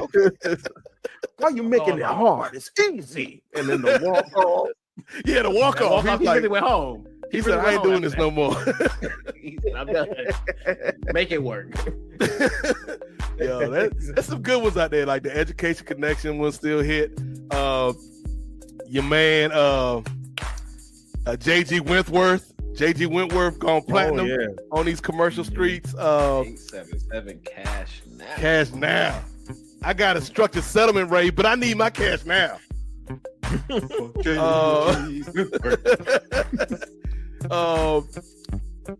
The Empire guy. I know Steve is a fan of the Empire guy. Of course. Empire today. O'Reilly's been putting up numbers. Oh yeah. O'Reilly's Auto Parts. That's a hot one. O'Reilly. Auto Parts. Ow. You gotta put the owl in there. Yeah. 80s owl. I'm gonna go with a new one though, Ray. A new one. I don't even know if this is a real song that they're using for a commercial, because when I try to use Shazam, I got it on my phone, it never pulls up the actual song. But it's something. It's either a phone company or it's wireless or something. But it's the one where they got the little kids like going door to door, and then the one kid's like not doing well, and like the guy brings out the change and it falls all over the floor, and then they playing that song in the background. I'm the champion. I'm the champion. I'm the champion. I'm the champion. That's a good song, Ray. That's a good one. That's you wasn't feeling that one, though, Ray. So I'm gonna give you one more. You kind of disrespected the champion. But I'm gonna go. I'm gonna go with one more, Ray. I'm gonna go with one more, and it is one that I feel like used to be played a lot, but I don't know if there's any use for this particular service anymore, at least not in the way that it was. And that is like, because I feel like it seems like a useful service in practice. But there's so many local shops, like why would you go for this national service? And I don't even know like what the delay time is for them getting to you, and that's Safe Light, man. Oh, Safe Light repair, Safe Light replace. It's like, why would you hear that? I had to actually go to Safe Light, and they're like, "Oh, we can do it. We can come to your location and actually fix your windshield." I was like, "Oh, great!" And they're like, "Oh, actually, the model of your Honda, actually, we can't. You need to come on in." I'm like, "Well, exactly," and that's my point. Like, I'm not your sure song is useless now. It's a structured, like, it's a good business model because it's like there's so many variables. Now that I'm in the automotive industry, Ray, I know these insider things. Like, to me, Safe Light is like, like I feel like Safe Light's just gonna end up sending you to the local shop anyway. So it's like, why not just go to the local shop, even though they ain't got no jingle, Ray? Right, that's true. You asked the damn question, Ray. What you got? And I will answer. So, of course, we love like the short ones, like you said, like the ones that just give like a phone number or just give you what you need in like a good 5 seconds. Like you mentioned, the Empire song is iconic. One that I thought of, Express Home Buyers, we buy your house in 7 days. We got that one. That's a jam. Home Fitter is the perfect fit. Bath fitters put up numbers. Yeah, that's a good one. I'm surprised you haven't thought of this one before, Nate. But when Visa, they had like their deal with the NFL, and they would have like NFL players on their commercials, and one specifically tailored towards the Atlanta Falcons. Do the Julio, yeah, dance to the Julio. Flap your hands. It take off like the Urkel dance though. Oh, that was my jam though. I was playing that over and over again. But one that like is seared into my memory from like childhood. Okay. And I think I saw this in a video, or I think they had it kind of, I want to say, preserved for history on YouTube. It's a commercial. It's a Tootsie Roll commercial, not the Tootsie Pop one with the owl. Right. Tootsie Roll one. Tootsie Roll, I think I'm in love with you. Whatever it is, I think I see becomes a Tootsie Roll. It sound like you got a problem, young man. Some type of mental breakdown going on. You just seeing Tootsie Rolls everywhere. I know. You better be lucky it's just Tootsie Rolls and not nothing illicit. That's a good one, Ray. You know what? About when you say Tootsie Rolls, right? It's context there. I know, right? Established. A commercial that used to get me sentimental back in the day, Ray, was everybody's got their Christmas commercials, and there was this one commercial where the Honey Nut Cheerios B was out there, bringing Honey Nut Cheerios to people as he does. And he brings it to Mr. Scrooge's house. Scrooge is like, I don't really want this cereal, man. And he's like, come on, Mr. Scrooge, it's gonna help you out. And he takes a bite of the cereal, and then the choir just materializes from out of nowhere, Ray.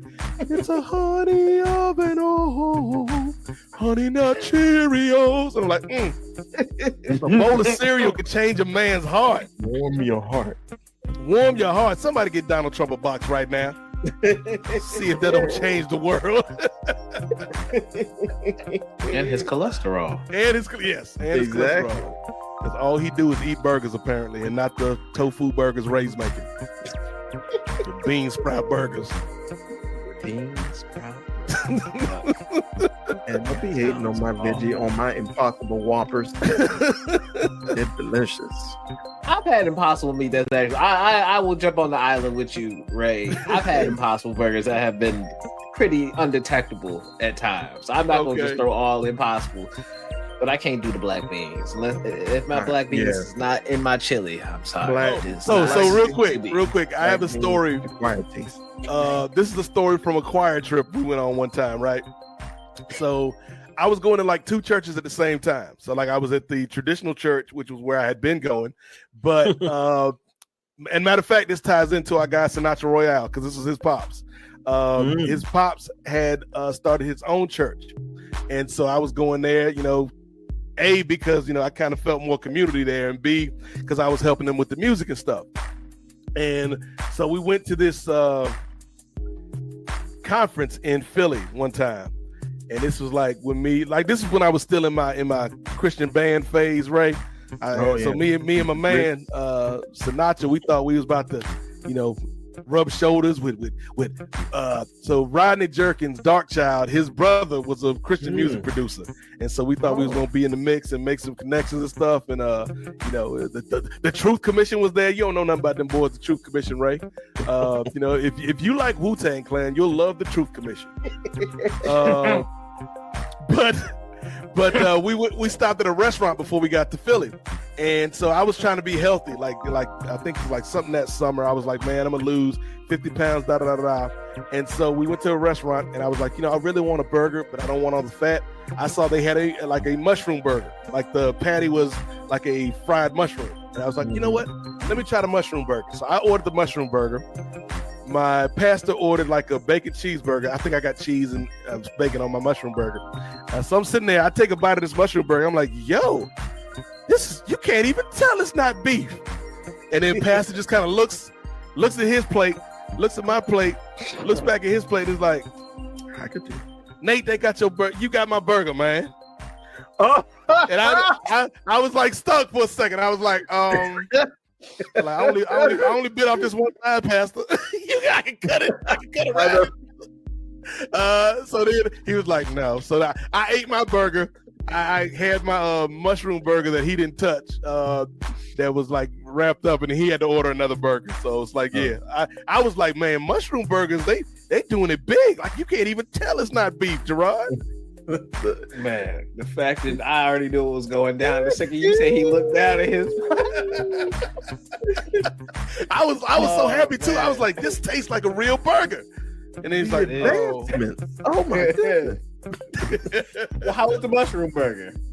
The mushroom burger was all right, but it wasn't as good as the real burger, unfortunately.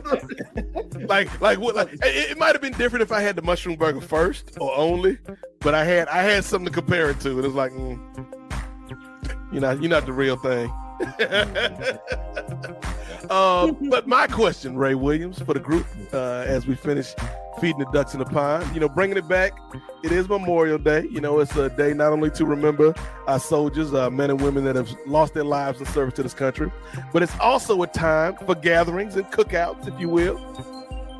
My question for the group: would you rather host the cookout or attend the cookout, and why? Ray Williams. Well, I think I kind of alluded to this before. If I host it, I'm not grilling. I'm going to have somebody grilling in my place, and I don't know if that is good barbecue or cookout etiquette. So I'll attend and I'll bring something. I won't be the person that comes empty-handed and then takes 5 plates home. I will bring something if you're allowed. I won't bring no veggie stuff. I'll bring chips. I'll bring some soda if you want me to. But yeah, I'd rather be an attendee than actual. Follow-up question, Ray. Follow-up. So you're attending the cookout. Are you gonna be one of them people that like you got your own food and then you like going to the guy on the grill like, excuse me, can you clean this off so I can put my mushroom burger on the grill? I won't have them clean it off. I'll go ahead. I'll contaminate it. I won't want to be that person that be like, oh, you got to cook my stuff first and then you can cook everything else. Although people know they've been around me long enough to where it was like, oh, we'll do your stuff first. I was like, I didn't tell you to. I appreciate it though. Thank you for accommodating me. Yes, I was gonna say like there's a difference. Like yes, we would accommodate you, Ray, but you can't be making demands at the damn grill. I ain't making no demands. Beggars can't be choosers. and if I don't bring anything, then I'll stick to the sides. Like a great example was yesterday when I actually went to a cookout with my aunt, over my aunt's house, and they really didn't have any veggie stuff, and I do eat fish as well, but this particular time they weren't able to get any fish, so I was like, I'll stick with the tuna salad. And oh, I just imagine Ray in the corner with a cold plate of tuna salad, everybody else having a good time playing spades and dominoes, and Ray just sitting there all by myself, bringing it back to half baked.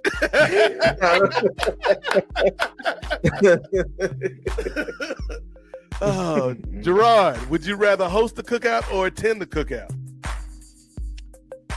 9 times out of 10, I would say host. My current living situation means that I'm hosting a very unique version of this cookout because I can't grill around my apartment building in my space. And so how I've done it, what was it, a year or two ago?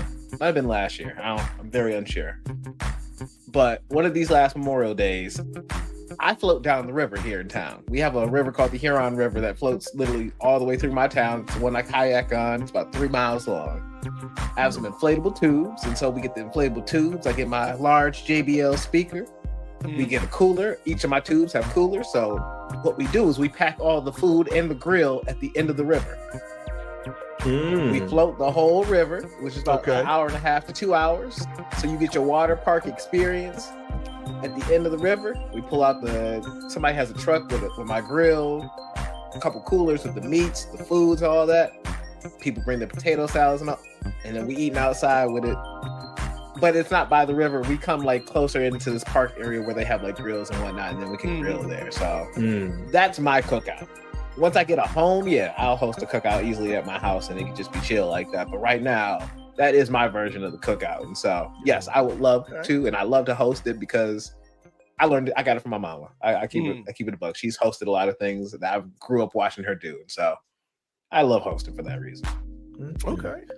I don't know if I'd be floating for like an hour and a half, 2 hours. I think all on the water. Dude, maybe down the river, 20 minutes. I don't know. You got to float down the river to get to the food, though, Ray. Oh Lord. You can walk there, but it might take you long. Keep it a buck. It might take you long. I might have to cheat. Like, is there like a bus route or something now? I mean, we got water, we got drinks, we have amenities, we have snacks. We bring like chips and stuff because people gonna be hungry on the water. Just zip tied it in a dry bag. I'm prepared. I do. Ray taking an Uber to the end of the river. Exactly. I'll see y'all down. Well, see, that's not gonna work either, though, Ray, unless you time it right. Because if you take an Uber right when everybody leaves, you'll be there for like an hour before anybody gets there. Early, yeah. I just be sitting there grilling up everything. Get his stuff on the grill first, so that way you get contaminated. Then he can be hooking up everybody else. And that we get off the water, be like, oh yeah, Ray over there. Follow the smell to the grill. We gonna get there. I smell grilled quinoa. Must be Ray. Must be Ray. Is that asparagus with garlic?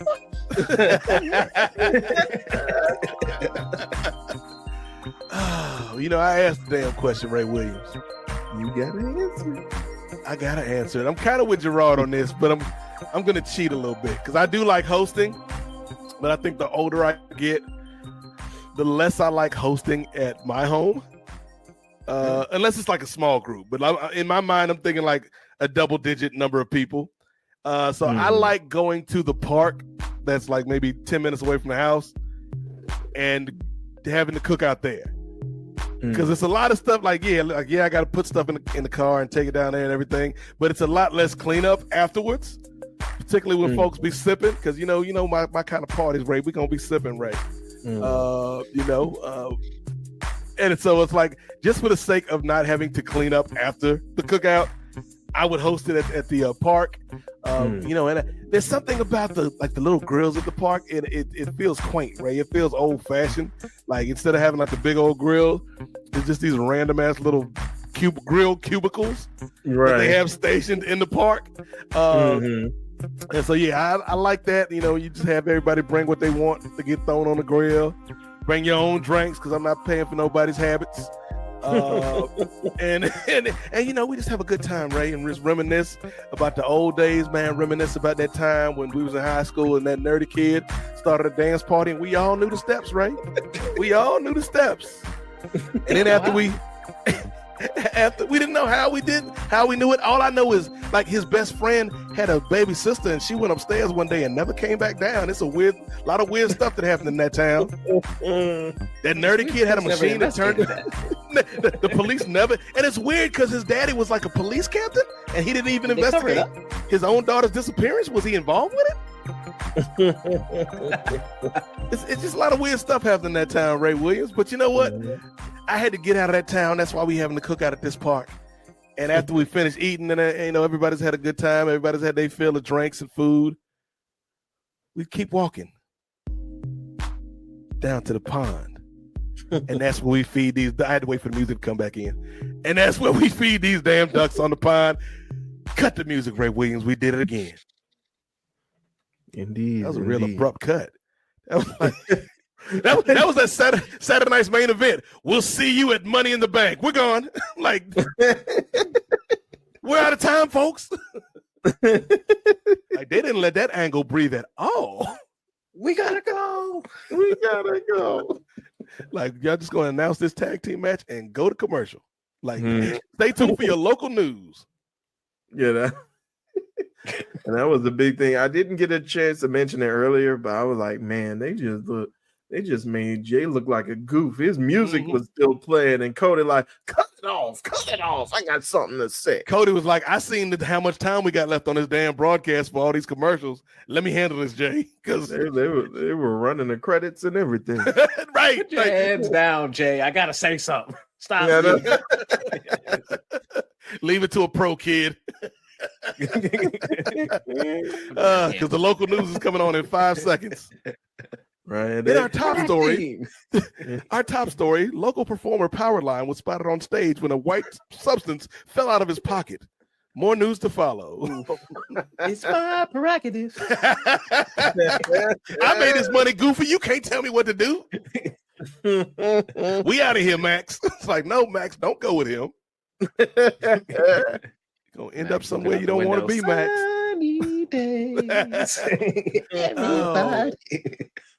But that brings us to the end of another successful episode of the Parley, ladies and gentlemen.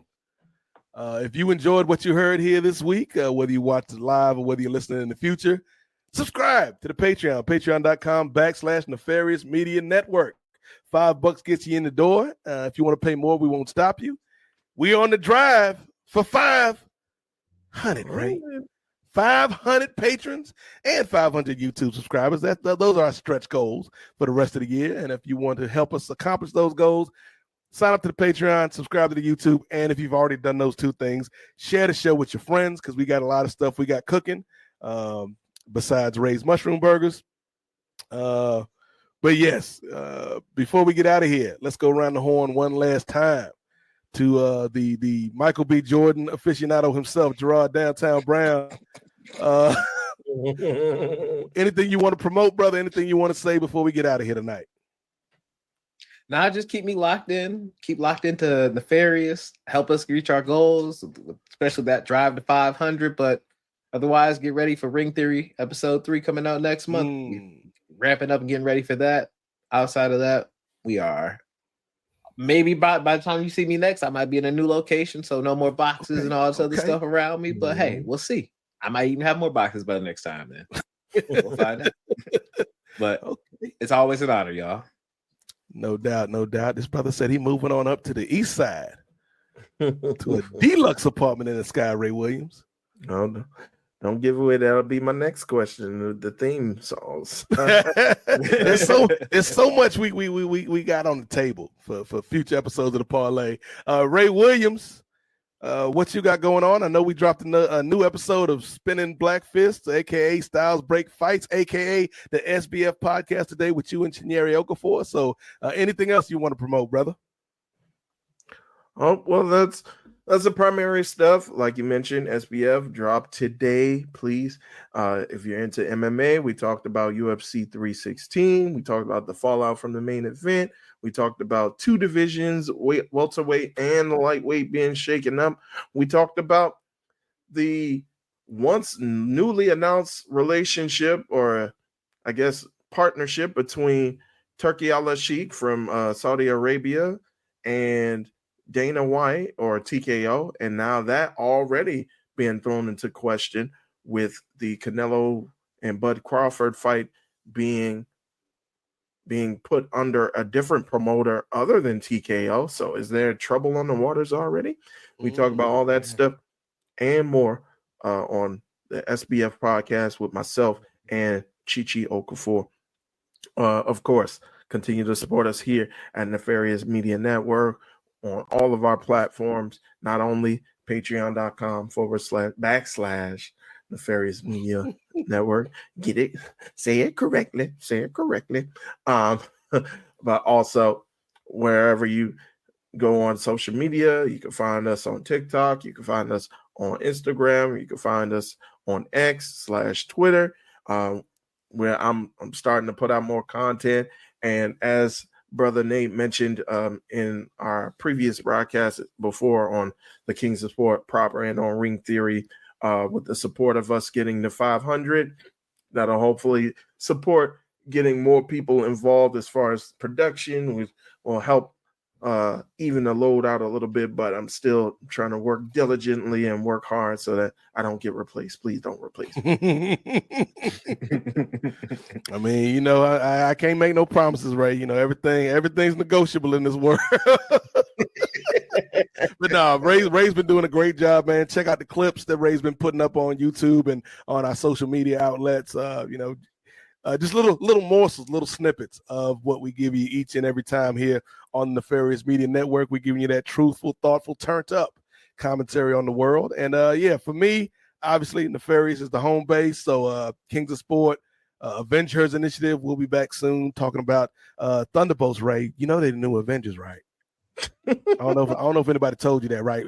You know, there's an asterisk right at the end of the title. The asterisk actually stands for the new Avengers because they're the new Avengers. I don't know if y'all heard. Spoiler alert. But yeah, we appreciate everybody that tuned in live on Memorial Day. Again, salute to all the troops, past, present, and future, for what y'all do for this country, even when the country is not honoring you in the best way they should by living up to its goals and its creeds. It's Adonis creeds, if you will. I brought it all back around, full circle.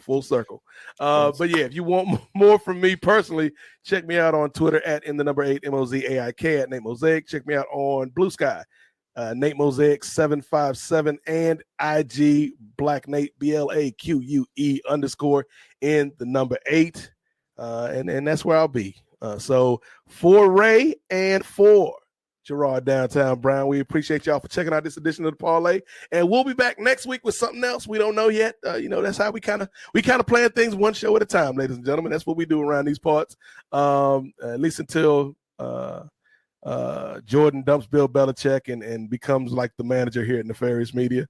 It's like, I don't know how she got here. I don't know why Jordan Hudson is now running Nefarious Media, but it's not right, but it's okay.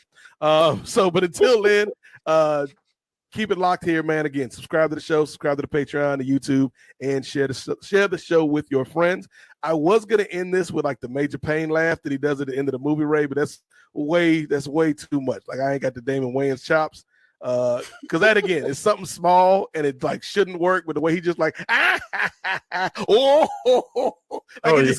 it keeps going for like 30 seconds longer than it should, but it just works. So that's how it ended, man. Y'all go watch Major Payne today. I don't know if it's on Amazon or if you got to go through some nefarious means to get it, but Major Payne definitely should be part of your Memorial Day catalog. So for Ray and Gerard, I'm the Godfather Nate Milton. Y'all be safe. Enjoy what is left of Memorial Day 2025, and we will talk to y'all next week for an all-new edition of you don't know yet.